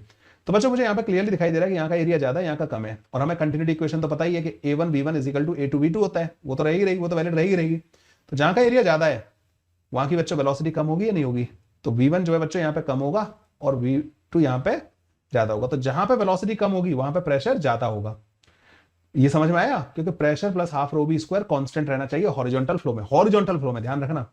तो प्रेशर प्लस का half rho V square constant होना चाहिए। तो जिस जगह वेलोसिटी ज्यादा होगी वहां प्रेशर कम होगा, जहां वेलोसिटी कम होगी वहां प्रेशर ज्यादा होगा। तो जहां एरिया ज्यादा होगा ना वहां पे वेलोसिटी कम होगी, और वेलोसिटी कम होगी तो वहां प्रेशर ज्यादा होगा। तो जिस जगह एरिया ज्यादा वहां पे प्रेशर ज्यादा होगा। तो P1 जो है बच्चों P2 से बड़ा आएगा। ठीक है, ये ध्यान रखना, ये बहुत इंपॉर्टेंट टर्म है। तो जहां वेलोसिटी कम वहां प्रेशर ज्यादा, इसी को बच्चों प्रेशर वेलोसिटी ट्रेड ऑफ का कॉन्सेप्ट बोलते हैं। तो जहां एरिया ज्यादा होगा वहां अंदर फ्लूइड के अंदर प्रेशर ज्यादा होगा। ठीक है बच्चों, इस कॉन्सेप्ट पे बेस्ड होता है वेंचुरीमीटर का कॉन्सेप्ट। तो कॉन्सेप्ट ऑफ वेंचुरीमीटर क्या होता है बच्चों, ये जो कॉन्सेप्ट ऑफ वेंचुरीमीटर, चलो बच्चों बात करते हैं वेंचुरीमीटर के बारे में। वेंचुरीमीटर क्या होता है, एक ऐसी डिवाइस होती है जो रेट ऑफ फ्लो मेजर करने के काम आती है, मतलब ना किस रेट से किसी भी पाइप के अंदर फ्लूइड का फ्लो हो रहा है उसको मेजर करने के काम आती है। तो device used to measure the rate of flow is called the venturimeter. बच्चों ये यहाँ पे क्या होता है कि यहाँ पे एक हॉरिजॉन्टल पाइप होती है जिसके दो डिफरेंट क्रॉस सेक्शन होते हैं। ये वाला क्रॉस सेक्शन A2 है, ये वाला A1 है। A1 बच्चों बड़ा क्रॉस सेक्शन है, ये वाला छोटा है। यहाँ पे बच्चों एक यहाँ पे ट्यूब लगा दी जाती है जो ऊपर ओपन हो रखी होती है, यहाँ पे भी एक ट्यूब लगा दी जाती है जो ऊपर ओपन हो रखी होती है। ठीक है, यहाँ का प्रेशर बच्चों P0 होगा, ओपन है, यहाँ का प्रेशर भी P0 होगा। मैंने अभी क्या बताया था बच्चों के प्रेशर वेलोसिटी ट्रेड ऑफ वाले कॉन्सेप्ट में मैंने बताया कि P प्लस का हाफ रो V स्क्वायर जो होता है ना एक क्रॉस सेक्शन पे हॉरिजॉन्टल ट्यूब के अंदर, P प्लस का हाफ रो V स्क्वायर दूसरे क्रॉस सेक्शन के बराबर होता है। तो जहां पे बच्चों वेलोसिटी ज्यादा होती है वहां प्रेशर कम होता है, और वेलोसिटी कहां ज्यादा होती है, जहां पे एरिया कम होता है। तो यहाँ पे बच्चों एरिया कम है तो यहाँ की जो वेलोसिटी होगी ना V2 वो ज्यादा होगी। यहाँ पे बच्चों एरिया ज्यादा है तो यहाँ पे वेलोसिटी कम होगी। तो यहाँ पे एरिया ज्यादा होता है वहां प्रेशर ज्यादा होता है। तो बच्चों यहाँ पे जो लिक्विड है ना बच्चों यहाँ पे ज्यादा ऊपर तक जाएगा, यहाँ पे बच्चों कम ऊपर तक जाएगा। तो यहाँ पे बच्चों हाइट में डिफरेंस आ जाएगा दोनों की ना, और लेट से उस हाइट को आप मेजर कर लेते हो तो आपको एक तरीके से यहाँ का और यहाँ का प्रेशर डिफरेंस पता लग गया। तो P1 माइनस का जो P2 है ना बच्चों इस हाइट को मेजर करके वो हमारे पास रो जी एच के बराबर आ जाएगा। तो rho ji h is equal to P1 minus का P2 के बराबर होगा। ठीक है, एक चीज मेरे को पता लग गई, इस हाइट को मेजर करते ही इन दोनों जगह का प्रेशर डिफरेंस पता लग गया। अब इस वाली इक्वेशन में बच्चों मेरे को ये पता है कि P1 और P2 को मैं एक तरफ ले आऊं जो कि रो जी एच के बराबर है। तो बच्चों ये उधर चला जाएगा तो ये बन जाएगा हाफ रो V2 का स्क्वायर माइनस का V1 का स्क्वायर। और मेरे को एक फॉर्मूला और पता है कि A1 V1 जो है ना वो A2 V2 के बराबर है। अगर मुझे इसका वॉल्यूम रेट ऑफ फ्लो पता करना है तो वॉल्यूम रेट ऑफ फ्लो जो होगा ना बच्चों किसके बराबर होगा, वॉल्यूम रेट ऑफ फ्लो मैंने क्या बताया था A1 V1 के बराबर। या फिर A2 V2 के बराबर। तो अगर आपने वेलोसिटी पता कर ली, V1 पता कर लिया या V2 पता कर लिया, तो हम रेट ऑफ फ्लो पता कर पाएंगे। ठीक है, तो हमें बस V1 या V2 फाइंड करना है। हमारे पास क्या है, बस ये हाइट पता है हमें, बाद बाकी कुछ भी नहीं पता, और ये क्रॉस सेक्शन एरिया पता है हमें बस। ठीक है, ये एरिया पता होता है और हाइट का डिफरेंस पता होता है। तो बच्चों P1 माइनस का P2 रो जी एच के बराबर आया। इस वाली इक्वेशन को लगा के हाफ रो V2 का स्क्वायर माइनस का V1 का स्क्वायर, ये भी रो जी एच के बराबर हो गया। फिर यहां हम क्या करते हैं बच्चों, A1 V1 में से V2 की वैल्यू हम यहां पे ले जाके रख देते हैं। V2 की वैल्यू रख दो या V1 की वैल्यू रख दो। तो जैसे V2 की वैल्यू अगर मैं रखूंगा ना, तो A1 V1 का स्क्वायर डिवाइड बाई A2 का स्क्वायर माइनस का V1 का square is equal to 2GH। तो बच्चों V1 जो आ जाता है ना हमारे पास, वो रूट के अंदर 2GH डिवाइडेड बाई A1 का स्क्वायर डिवाइड बाई A2 का स्क्वायर माइनस का 1 के बराबर आ जाता है। ठीक है, ये आ जाता है बच्चों ना, V1 हमारे पास रूट के अंदर 2GH divide by A1 upon A2 का स्क्वायर माइनस का 1 के बराबर आ जाएगा। A1 A2 की वैल्यू पता है, H की वैल्यू पता है, और V1 आते ही बच्चों A1 V1 करके आप लोग जो है क्या कर सकते हो, रेट ऑफ फ्लो पता कर सकते हो। बस ये ध्यान रखना कि ये वेंचुरी मीटर जो है बर्नौलीज इक्वेशन पे बेस्ड प्रिंसिपल पे काम करता है, एनर्जी कंजर्वेशन प्रिंसिपल पे काम करता है, और रेट ऑफ फ्लो मेजर करने के काम आता है। ठीक है, बस ये काम की चीज है बच्चों। एक और कॉन्सेप्ट होता है, कॉन्सेप्ट ऑफ एयर फॉइल, और एक होता है मैग्नस इफेक्ट। एयर फॉइल बच्चों, जो एरोप्लेन होता है ना, उसकी जो साइड विंग होती है ना, जैसे यहाँ पे ये एरोप्लेन खड़ा हुआ है, ठीक है, इसकी जो ये जो विंग होती है, इसका यहां से जब तुम क्रॉस सेक्शन देखोगे ना बच्चों, तो ये क्रॉस सेक्शन कुछ ऐसा दिखाई देगा, ऐसा। ठीक है, इसको ऐसे काटोगे ना इधर से विंग को, और इधर खड़े होकर देखोगे तो ऐसा दिखाई देगा बच्चों ना क्रॉस सेक्शन। बच्चों इसको इस तरीके से डिजाइन किया जाता है कि जब एरोप्लेन रनवे पे रन कर रहा होता है तो ज्यादा से ज्यादा एयर ऊपर से पास हो। बच्चों जब ज्यादा से ज्यादा एयर ऊपर से पास होगी, नीचे से मतलब वो नीचे वाली रहनी चाहिए। तो देखो यहाँ पे इसका जो फ्लूइड का जो क्रॉस सेक्शन है, क्योंकि गैस को भी फ्लूइड कंसीडर कर सकते हैं, तो यहाँ पे एरिया क्या है बच्चों इसका, लेट से A1, और वही सारी गैस यहां से पास हो रही है A2 जगह से। A2 बच्चों छोटा है A1 से, तो तुम्हें पता है जहां अगर मैं इसको फ्लूइड कंसीडर कर लूं ऐसे फ्लो करता हुआ, तो यहाँ का प्रेशर ज्यादा होगा यहां से। अच्छा, यहाँ का प्रेशर ऑलमोस्ट सेम कंसीडर कर सकता हूँ इन जगहों पे। यहाँ पे तो कोई चेंज नहीं हो रहा एरिया में, ठीक है, एरिया में कोई चेंज नहीं हो रहा, तो यहाँ का प्रेशर यहाँ के बराबर होगा। ठीक है, तो यहाँ का प्रेशर बच्चों P1, तुम्हें पता है कि जहां क्रॉस सेक्शन एरिया ज्यादा होता है वहां प्रेशर ज्यादा होता है, तो मतलब यहाँ ज्यादा होगा, यहाँ ज्यादा होगा, तो नीचे प्रेशर ज्यादा होगा, ऊपर प्रेशर कम हो जाएगा। तो जब भी फ्लूइड जो है ना बच्चों सांकरी जगह से निकल रहा होगा ना, कम एरिया से निकल रहा होगा, वहां पे प्रेशर गिर जाएगा, ध्यान रखना। तो यहाँ कम प्रेशर हो जाएगा, यहाँ ज्यादा प्रेशर हो जाएगा, और यहाँ पे प्रेशर डिफरेंस आ जाएगा बच्चों डेल्टा P इंटू ए मतलब इसका जो एरिया होगा, सरफेस एरिया, उसके बराबर बच्चों आपको लिफ्ट मिल जाएगी, और इस वजह से एरोप्लेन जो है टेक ऑफ कर पाता है। ऐसे बच्चों मैग्नस इफेक्ट होता है। मैग्नस इफेक्ट क्या होता है बच्चों, आपने बनाना किक देखी है फुटबॉल में, या कई बार आपने देखा हो कि गोल पोस्ट पे एक बंदा खड़ा है और बंदे ने किक किया था, ऐसा लग रहा था बॉल बाहर जाएगी, लेकिन थोड़ी देर बाद वो घूमते हुए अंदर चली गई। तो बच्चों ये मैग्नस इफेक्ट की वजह से होता है। अगर आपने बॉल को यहाँ पे इधर किक किया और बॉल को घुमा दिया ऐसे, ये आगे भी जा रही है और ऐसे घूम भी रही है, तो जो आगे से जो एयर आ रही होगी ना बच्चों, इसके घूमने की वजह से ज्यादा से ज्यादा एयर ऐसे करके निकल जाएगी। अगर ये डायग्राम में एनसीईआरटी में देख रहा था बच्चों, गलत बना रखा था उन्होंने ना, उन्होंने ये एरो गलत बना रखा है, एरो इधर बना रखा है और फिर ऐसे करके जा रहा है, ऐसा नहीं होता। ज्यादा से ज्यादा एयर बच्चों इधर ऐसे निकल जाएगी। ठीक है, तो यहाँ एयर ज्यादा निकल रही है, यहाँ पे सांकरी जगह से निकल रही है, मैंने बोला था ना कम एरिया से निकल रही है, तो यहाँ का प्रेशर कम हो जाएगा, यहाँ का ज्यादा हो जाएगा, और नेट फोर्स इधर की तरफ आ जाएगा। तो ये बॉल ऐसे जाते जाते बच्चे अपनी ट्रेजेक्टरी चेंज करेगी। तो अगर आपको बॉल को ऐसे भेजना है तो उसको आउटर में किक करना, जो फुटबॉल प्लेयर है ना वो आउटर में किक करना, तो बॉल ऐसे घूमती हुई जाएगी ना, जब बॉल ऐसे घूमती हुई जाएगी तो वो इधर अपनी डायरेक्शन चेंज करेगी। ठीक है, तो फुटबॉलर्स के लिए कुछ ज्ञान की बातें हो गई यहाँ पे। चलो बच्चों एक क्वेश्चन करते हैं इस वाले कॉन्सेप्ट में। A wind with speed of 40 metre per second blow parallel to the roof of the house. तो यहाँ पे बच्चों घर की छत हो गई ये इस तरीके से ना। The area of the roof is 250 metre square, इसका एरिया पता है हमें। Assuming that the pressure inside the house is atmosphere pressure, यहाँ का P नोड है। The force exerted by the wind on the roof and the direction of the force will be. बच्चों जहां पे वेलोसिटी, या नीचे तो हम एयर को मतलब मूव करता हुआ नहीं कंसीडर कर रहे हैं, यहाँ पे मूव करता हुआ कंसीडर कर रहे हैं, तो यहाँ का प्रेशर ना बच्चों P नॉट माइनस का हाफ रो बी स्क्वायर के बराबर हो जाएगा। ऐसे बच्चों एक और एग्जांपल होता है कि जो स्ट्रॉ होती है ना, अगर वो मतलब जैसे इस तरीके से है, इस तरीके से डुबा रखी है आपने, अगर आप यहाँ पे फूंक मारोगे ना, ठीक है, तो फूंक मारोगे ना तो बच्चों यहाँ का प्रेशर गिर जाएगा कितना, P नॉट माइनस का हाफ रो बी स्क्वायर के बराबर गिर जाएगा। ठीक है, तो बच्चों स्ट्रॉ में जो है ना लिक्विड राइज करना चालू कर देगा, प्रेशर कम हो गया ना तो ऊपर राइज करना चालू कर देगा। तो बच्चों जब भी मतलब कहीं किसी जगह पे अगर आपको ऐसा लगे कि वहां पे वेलोसिटी वगैरह दे रखी है, कोई चीज एयर वगैरह मूव कर रही है उस जगह पे, तो वहां पे प्रेशर गिर जाएगा। ठीक है, तो यहाँ का प्रेशर बच्चों पी नॉट माइनस का हाफ रो बी स्क्वायर हो जाएगा। नीचे पी नॉट है तो अंदर से फोर्स लग रहा होगा पी नॉट इंटू ए के बराबर, ऊपर से बच्चों कम फोर्स लग रहा होगा पी नॉट माइनस का half rho v square into a के बराबर। तो नेट फोर्स की तरह आ जाएगा ऊपर की तरफ। तो पहली बात तो अपवर्ड, अपवर्ड वाले ऑप्शन करेक्ट होंगे, और जो फोर्स आएगा ना बच्चों नेट, वो इनके डिफरेंस के बराबर आएगा, मतलब हाफ रो दे रखा है इन्होंने 1.2 इंटू वी का स्क्वायर, मतलब वी का स्क्वायर हो जाएगा 4 चौक 1600, और एरिया 250 के बराबर दे रखा है। तो ये 0.6 हो जाएगा, 25 छिक्के 150 होता है, 15 और 1600, 1 2 3 16 15 छिक्के 90, 15 एकम 15 और 9 24। तो ये वाला बच्चों हमारा आंसर आ जाएगा। ठीक है, ये मैंने कॉन्सेप्ट बहुत शॉर्ट में एक्सप्लेन किया, लेकिन ध्यान रखना जहां भी आप इसको रिलेट कर सको ना, तो फूंक मार के, जैसे आप यहाँ का प्रेशर, मेरे मुंह के सामने का प्रेशर पी नॉट है, लेकिन मैं फूंक मार के यहाँ का प्रेशर पी नॉट माइनस का हाफ रो बी स्क्वायर हो जाएगा। ठीक है, अगर मुझे भी पता है तो। सो बच्चों अब बात करते हैं हम लोग velocity of E flux through an orifice के बारे में। बच्चों एक कंटेनर है जिसके अंदर आपने एक लिक्विड फिल कर रखा है। सपोज करो जो लिक्विड है ना वो आपने कैपिटल एच हाइट तक फिल कर रखा है, लेकिन आपने लिक्विड का जो ऊपर वाला जो सरफेस है उससे स्मॉल एच नीचे जाके एक होल इसके अंदर कर दिया। तो ये स्मॉल एच के बराबर हो गया, ये कैपिटल एच के बराबर हो गया। तो इस होल से जो लिक्विड बाहर निकल के आ रहा होगा हम उसको ई फ्लक्स बोलते हैं, और इस होल को ओरिफिस बोलते हैं। तो यहां से जो लिक्विड बाहर निकल रहा होगा बच्चों, उसकी जो वेलोसिटी है वो हमें फाइंड करनी है कि किस वेलोसिटी से लिक्विड जो बाहर निकल रहा होगा। ये जो होल है ना बच्चों, इसका क्रॉस सेक्शन एरिया स्मॉल ए के बराबर है, और ऊपर वाला जो टॉप है बच्चों उसका cross section area capital A के बराबर हम कंसिडर करके चल रहे हैं। अब बच्चों यहाँ पे कैपिटल ए को जनरली ज्यादातर केसेस में स्मॉल ए से बहुत बड़ा कंसिडर किया जाता है। इस चीज का आप लोगों को थोड़ा सा ध्यान रखना है। ठीक है, तो कैपिटल ए मतलब most of the time small a से काफी बड़ा होता है। उसी केस के बारे में हम स्पेसिफिकली बात कर रहे हैं, जेई मेन के लिए तो कम से कम उसी के बारे में बात कर रहे हैं। वैसे तो बच्चों एक ऊपर वाला जो पार्ट है ना ये भी ओपन होता है, और कई बार ऐसा भी हो सकता है कि ऊपर वाला पार्ट क्लोज हो और यहाँ का प्रेशर जो है कुछ और दे रखा हो। उस चीज का भी आप थोड़ा ध्यान रखना, वो वेरिएशन इसमें हो सकता है। अब होगा क्या बच्चों कि यहां से जब लिक्विड बाहर निकल रहा होगा ना, तो हम यहाँ पे वही स्ट्रीमलाइन फ्लो कंसीडर करेंगे।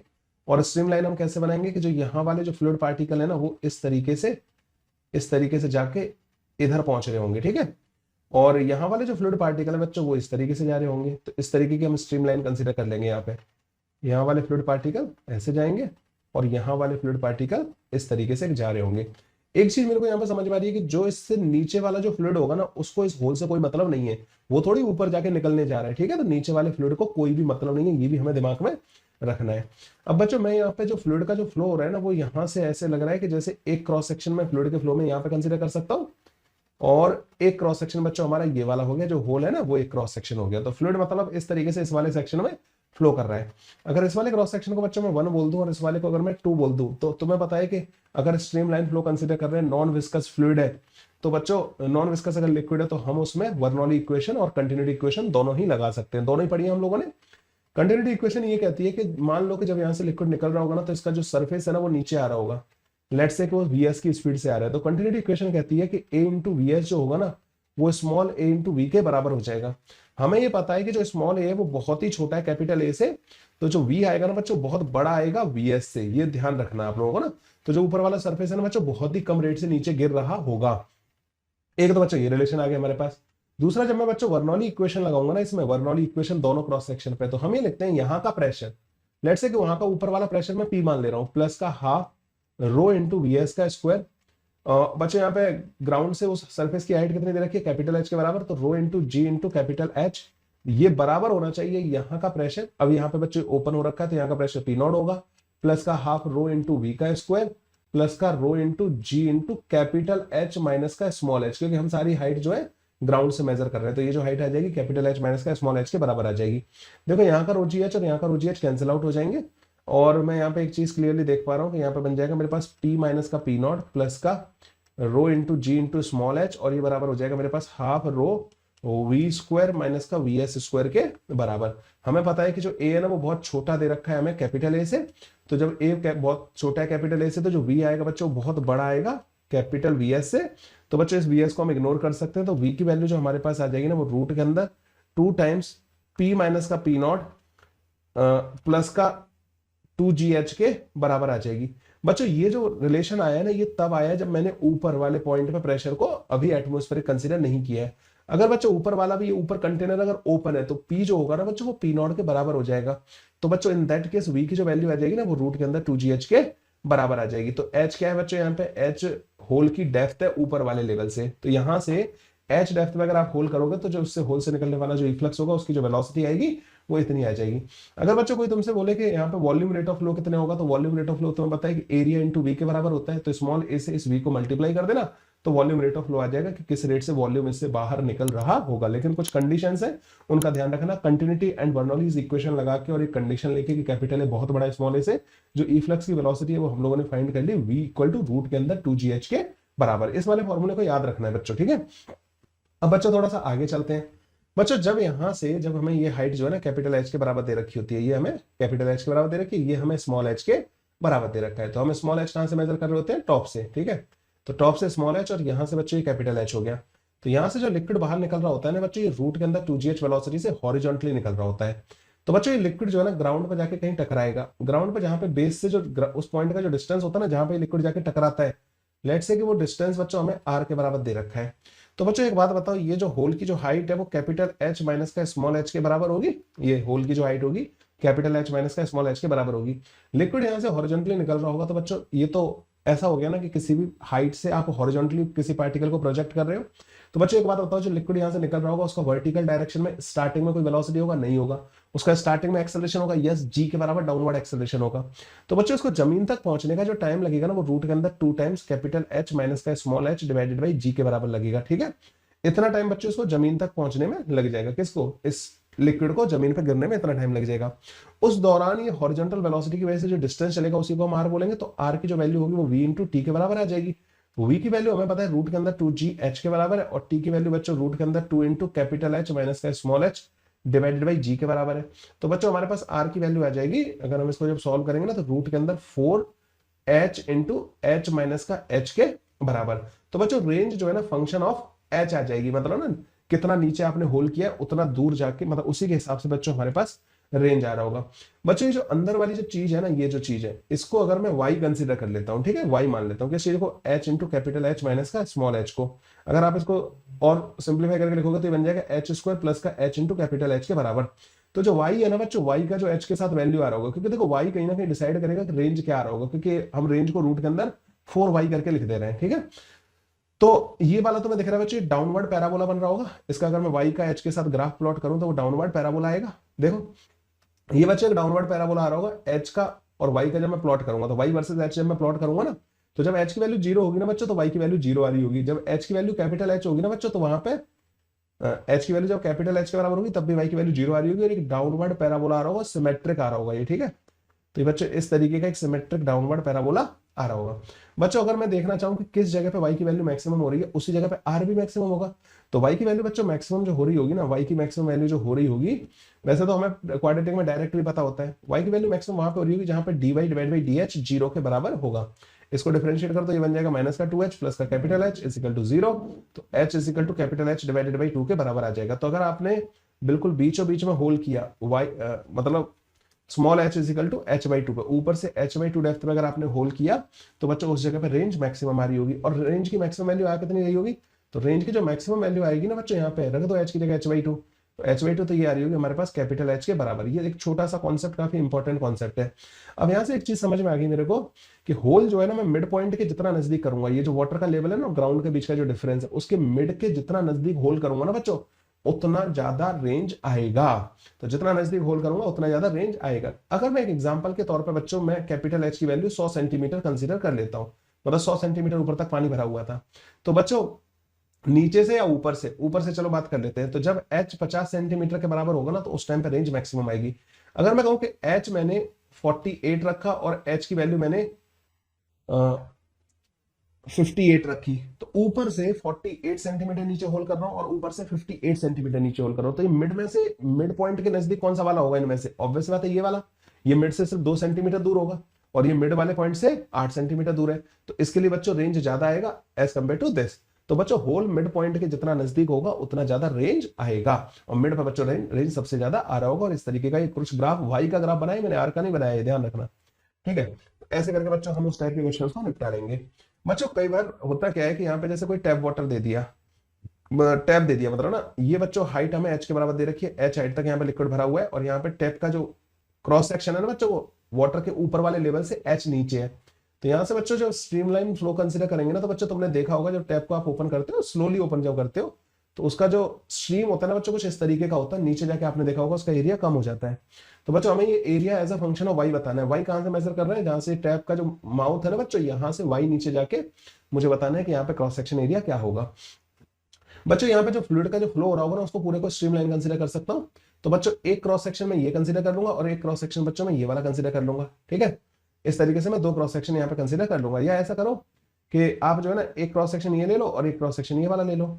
हमें यहाँ पे पता है कि यहाँ पे जो वेलोसिटी होगी ना, यहाँ पे जो वेलोसिटी होगी वो रूट के अंदर 2 इंटू जी इंटू एच के बराबर होगी। वेलोसिटी यहाँ पे रूट के अंदर 2gh के बराबर होगी। और यहाँ पे जो वेलोसिटी होगी ना बच्चों, यहाँ पे अगर मैं यहाँ से यहाँ तक बर्नौली इक्वेशन लगाऊंगा ना, तो रूट के अंदर 2 इंटू जी इंटू कैपिटल एच प्लस का वाई के बराबर आ जाएगी। तो यहाँ पे वेलोसिटी हमारे पास इतनी आ गई बच्चों, ठीक है। इसको वी डैश लिख देता हूँ। तो हमें पता है कि कंटिन्यूटी इक्वेशन लगा सकता हूँ इस वाले क्रॉस सेक्शन में और इस वाले क्रॉस सेक्शन में। तो बच्चों जो इस वाले क्रॉस सेक्शन का अगर एरिया मान लो मुझे ए के बराबर दे रखा है, तो ए इंटू रूट के अंदर 2gh, ये ए इंटू रूट के अंदर 2gh जो आ जाएगा वो हमारे पास बेसिकली ए जो वाई पे आ रहा होगा दैट इंटू रूट के अंदर 2 इंटू जी इंटू एच प्लस का वाई के बराबर आ जाएगा। तो ए एट वाई जो आएगा बच्चों वो हमारे पास रूट के अंदर H divided by h plus का वाई के बराबर हो जाएगा।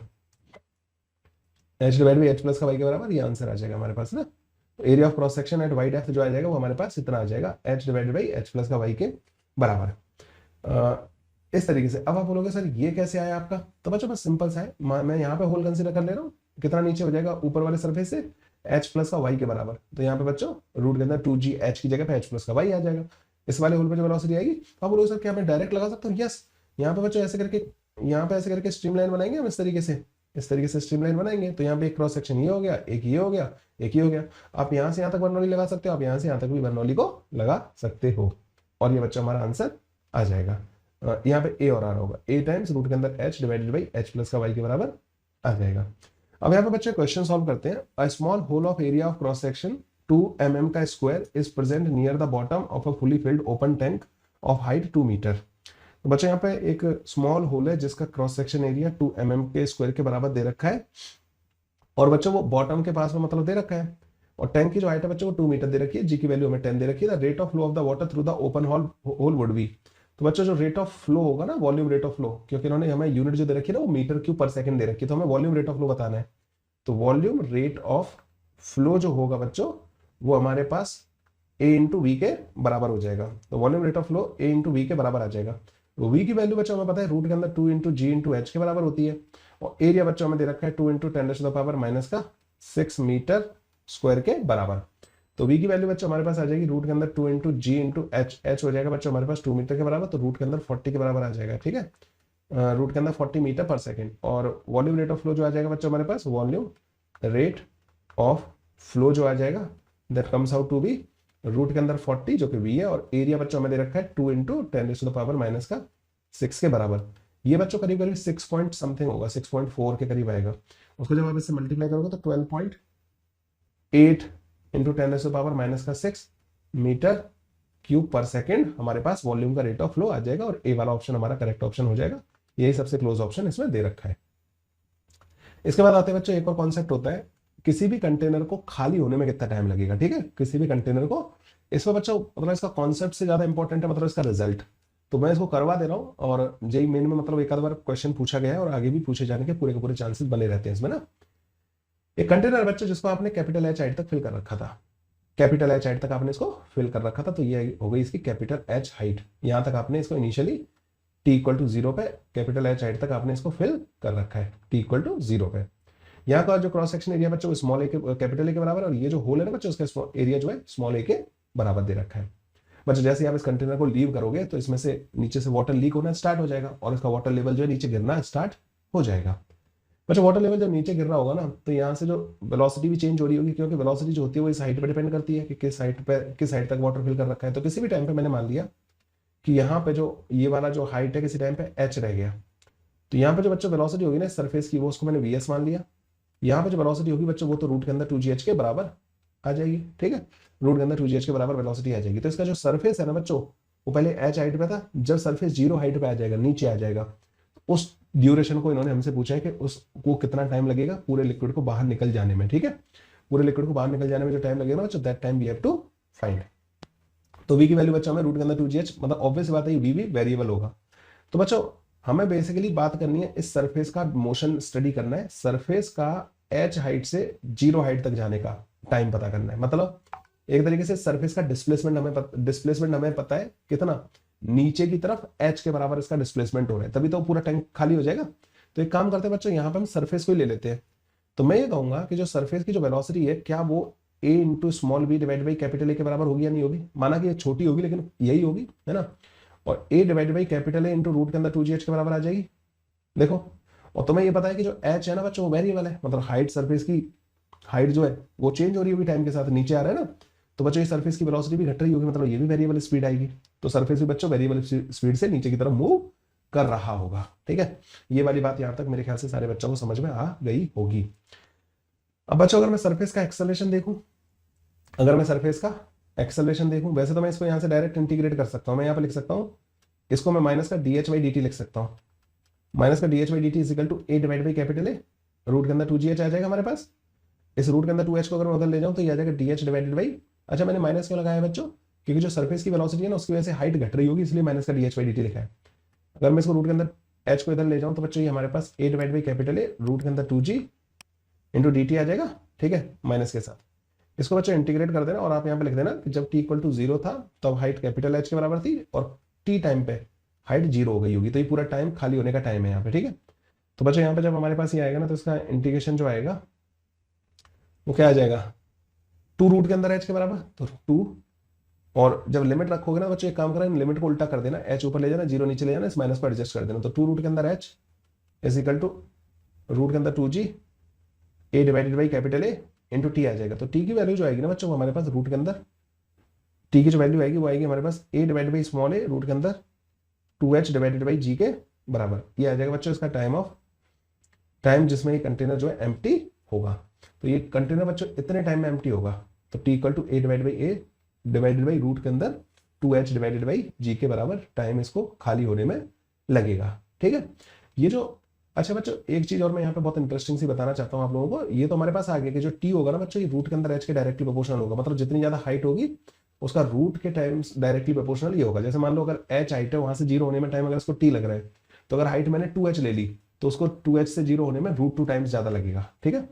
बच्चों एक और इंटरेस्टिंग चीज मैं यहाँ पे आपको बताना चाहता हूँ, अगर मैं सरफेस का एक्सेलरेशन लिखूं तो वो बच्चों vs into dvs divide by, मतलब एक काम करते हैं, dvs बाई dt के बराबर आएगा, dvs बाई dt के बराबर आएगा। अगर बच्चों मैं vs की वैल्यू जो है उसको अगर मैं डिफरेंशिएट करूं तो ये आ जाएगा बच्चों a divide by capital A root के अंदर 2g, तो ऊपर आ जाएगा, रूट के अंदर बच्चों ये 2 रूट के अंदर h नीचे आ रहा होगा और एक dh बाई dt और आएगा, ठीक है, क्योंकि h को टाइम के रेस्पेक्ट में डिफरेंशिएट करना पड़ेगा। तो जो सरफेस का जो एक्सेलरेशन आया था ना बच्चों यहाँ पे a डिवाइड बाई कैपिटल ए और dh बाई dt की वैल्यू बच्चों दोबारा से यहाँ से लाकर रख देना ये वाली, ठीक है। तो ये माइनस का a square divide by capital ए, और बच्चों इसको जब तुम सिंप्लीफाई करोगे इसकी वैल्यू यहाँ पे लाके रखोगे इंटू जी के बराबर आ जाता है। तो सरफेस का जो एक्सेलरेशन आता है ना बच्चों माइनस का a square divide by capital a square into जी के बराबर आता है। ये बच्चों सरफेस का एक्सेलरेशन कांस्टेंट आता है, ये बहुत इंटरेस्टिंग चीज है। तो सरफेस रिटार्ड हो रहा होता है लेकिन कांस्टेंट रेट से रिटार्ड हो रहा होता है। तो सरफेस की वेलोसिटी बच्चों इधर की तरफ होती है और सरफेस का जो एक्सेलरेशन होता है इधर होता है, लेकिन ये कांस्टेंट होता है। ये बहुत इंटरेस्टिंग चीज होगी। तो आप बच्चों यूनिफॉर्मली एक्सेलरेटेड मोशन वाले फंडे भी लगा सकते हो अगर आपको ये टाइम कैलकुलेट करना है, क्योंकि इसका एक्सेलरेशन बच्चों कांस्टेंट आ रहा है। बच्चों जब भी वेलोसिटी रूट के अंदर 2gx टाइप की होगी ना बच्चों इस तरीके की, तो बच्चों ये जो एक्सेलरेशन आता है ना इस टाइप के केसेस में वो कांस्टेंट ही आता है, ठीक है। इसमें एक्सेलरेशन कांस्टेंट ही आता है, या मतलब c प्लस का मतलब जब भी वेलोसिटी ऐसी होती है ना रूट के अंदर a प्लस का bx, तो बच्चों इसका जो एक्सेलरेशन आता है ना इन सब का कांस्टेंट आता है, इसका ध्यान रखना। फिर आप मोशन विद यूनिफॉर्म एक्सेलरेशन वाले फंडे भी लगा सकते हो, लेकिन इसमें मैं उतना डिटेल में नहीं जा रहा। हमारा काम हो चुका है, t जो है रूट के अंदर h के डायरेक्टली प्रोपोर्शनल आएगा। बच्चों इसको आप एक ऐसे याद रख सकते हो इस वाले फॉर्मूले को। तुम्हें पता है जब आप h हाइट से किसी पार्टिकल को गिराते हो, जब आप h हाइट से किसी पार्टिकल को गिराते हो तो आप लोगों ने एक चीज देखी होगी, तो उसका जो टाइम आता है ना नीचे जमीन तक पहुंचने का वो रूट के अंदर 2h बाई जी के बराबर होता है। बस उसको बच्चों capital a divide by small a से मल्टीप्लाई कर देना। आप इस तरीके से इसको याद भी रख सकते हो। अब इसमें क्वेश्चन कैसे पूछे जाते हैं बच्चों, it takes t naught time to empty a container filled up to height h through a small hole at the bottom of the container. बच्चों टी नॉट टाइम में जो h हाइट तक भरा हुआ कंटेनर खाली हो जा रहा है। Find the time it would take to reach the level of h/4 from h। तो बच्चों h से h/4 लेवल तक पहुंचने में इसको कितना टाइम लगेगा। तो बच्चों मैं ये कह रहा हूं कि ऐसा करता हूं मैं कि अगर ये कंटेनर h हाइट तक भरा हुआ था तो इसको जो टाइम लग रहा है ना बच्चों, ये h हाइट तक भरा हुआ था तो इसको खाली होने में जो टाइम लग रहा है ना टी नॉट है, और टी नॉट तुम्हें पता है रूट के अंदर h के डायरेक्टली प्रोपोर्शनल होता है। एक काम करना आप जो है, आप ये कहना कि सर अगर ये h/4 हाइट तक भरा हुआ होता, कितना भरा हुआ होता, h/4 हाइट तक अगर ये भरा हुआ होता तो इसको कितना टाइम लगता, तो वो टाइम आता बच्चों रूट के अंदर h/4 के डायरेक्टली प्रोपोर्शनल। मतलब ये जो टाइम आता ना बच्चों h/4 से 0 होने का टाइम वो t0/2 के बराबर आ जाता, ठीक है, क्योंकि पहले हाइट h थी तो टाइम t0 लग रहा था, अब हाइट h/4 होगी तो टाइम t0/2 हो जाएगा।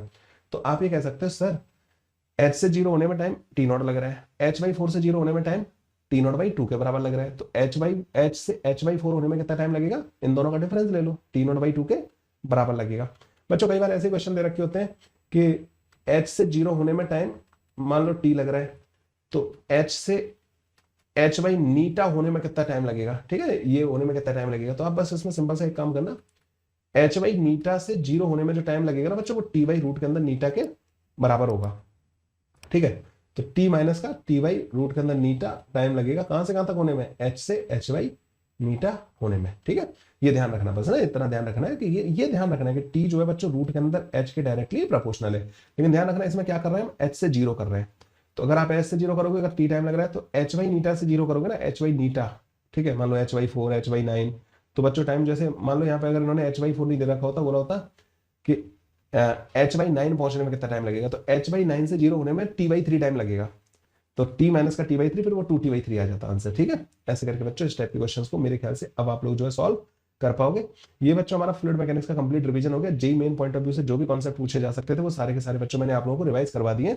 अब आप लोगों को जेई मेन के पीवाईक्यूज करने हैं बच्चों। साथ ही साथ मेरी एक टेस्ट सीरीज भी आ रही है जो मात्र 999 रुपीज की प्रेपजित ऐप पे 1 जनवरी से स्टार्ट हो रही है। तो जो भी बच्चे हमारे जनवरी अटेम्प्ट में अच्छी प्रैक्टिस करना चाहते हैं, बहुत ही अमेजिंग क्वेश्चन है बच्चों। पूरे साल में मैंने जो सबसे बढ़िया क्वेश्चन बनाए ना बच्चों, वो सारे के सारे टेस्ट ऑलरेडी स्केड्यूल भी कर दिए, मतलब ना टेस्ट स्केड्यूल कर दिए, इस बार कोई बनाने का लफड़ा नहीं है। I already have test paper बच्चों, 20 टेस्ट, टॉपिक वाइज टेस्ट, हर दिन एक टेस्ट अनलॉक होगा। जो जो टॉपिक आपके वीक है उन पर अगर आपको और 25 अच्छे क्वेश्चन प्रैक्टिस करने हैं तो do join this test series at the rate of 999 rupees only. इसके अंदर बच्चों लास्ट में 2 फुल सिलेबस टेस्ट होंगे, फिर एक टेस्ट होगा जिसमें पीसीएम का पूरा 23 जनवरी को एक और टेस्ट होगा। तो बच्चों इस तरीके से पूरा जेई मेन के जनवरी अटेम्प्ट से पहले मैंने आपके पूरे 23 दिन का पूरा प्लान जो है स्केड्यूल कर दिया। हर दिन टेस्ट अनलॉक होगा, आपको टेस्ट अटेम्प्ट करना है 3 PM पे, और उसके बाद बच्चों आगे बढ़ते जाना है। टॉपिक को प्रिपेयर करो, टेस्ट अटेम्प्ट करो। कुछ ऐसे टॉपिक भी होंगे जहाँ शायद इनको प्रिपेयर करने की जरूरत ना पड़े, लेकिन टेस्ट आप लोगों को एक तरीके से आईना दिखाने का काम करेगा। दीज आर द मतलब सुपर डिफिकल्ट नहीं बोलूंगा, लेकिन एक चैलेंजिंग टेस्ट होंगे आप लोगों के लिए। इनमें 60% मार्क्स लाना अपने आप में बहुत बड़ी बात होगी। तो if you are scoring 60 to 70% in these test paper, you will definitely score 99+ percentile in the JEE main paper physics में, तो कम से कम। तो इनमें 60 से 70 मार्क्स लाना मतलब 99+ परसेंटाइल की प्रिपरेशन है आपकी जेई मेन फिजिक्स में। तो बच्चों ऐसे टेस्ट पेपर को आप मिस मत करिएगा, जरूर एक बार अटेम्प्ट करके प्रेपजित ऐप डाउनलोड करके डिस्क्रिप्शन में बच्चों मैं उसका लिंक भी प्रोवाइड कर दूंगा टेस्ट सीरीज का, वहां से देख लेना, ठीक है बच्चों। चलो आज का वीडियो यहीं पे खत्म करते हैं। थैंक यू बच्चों, बाय बाय, टेक केयर।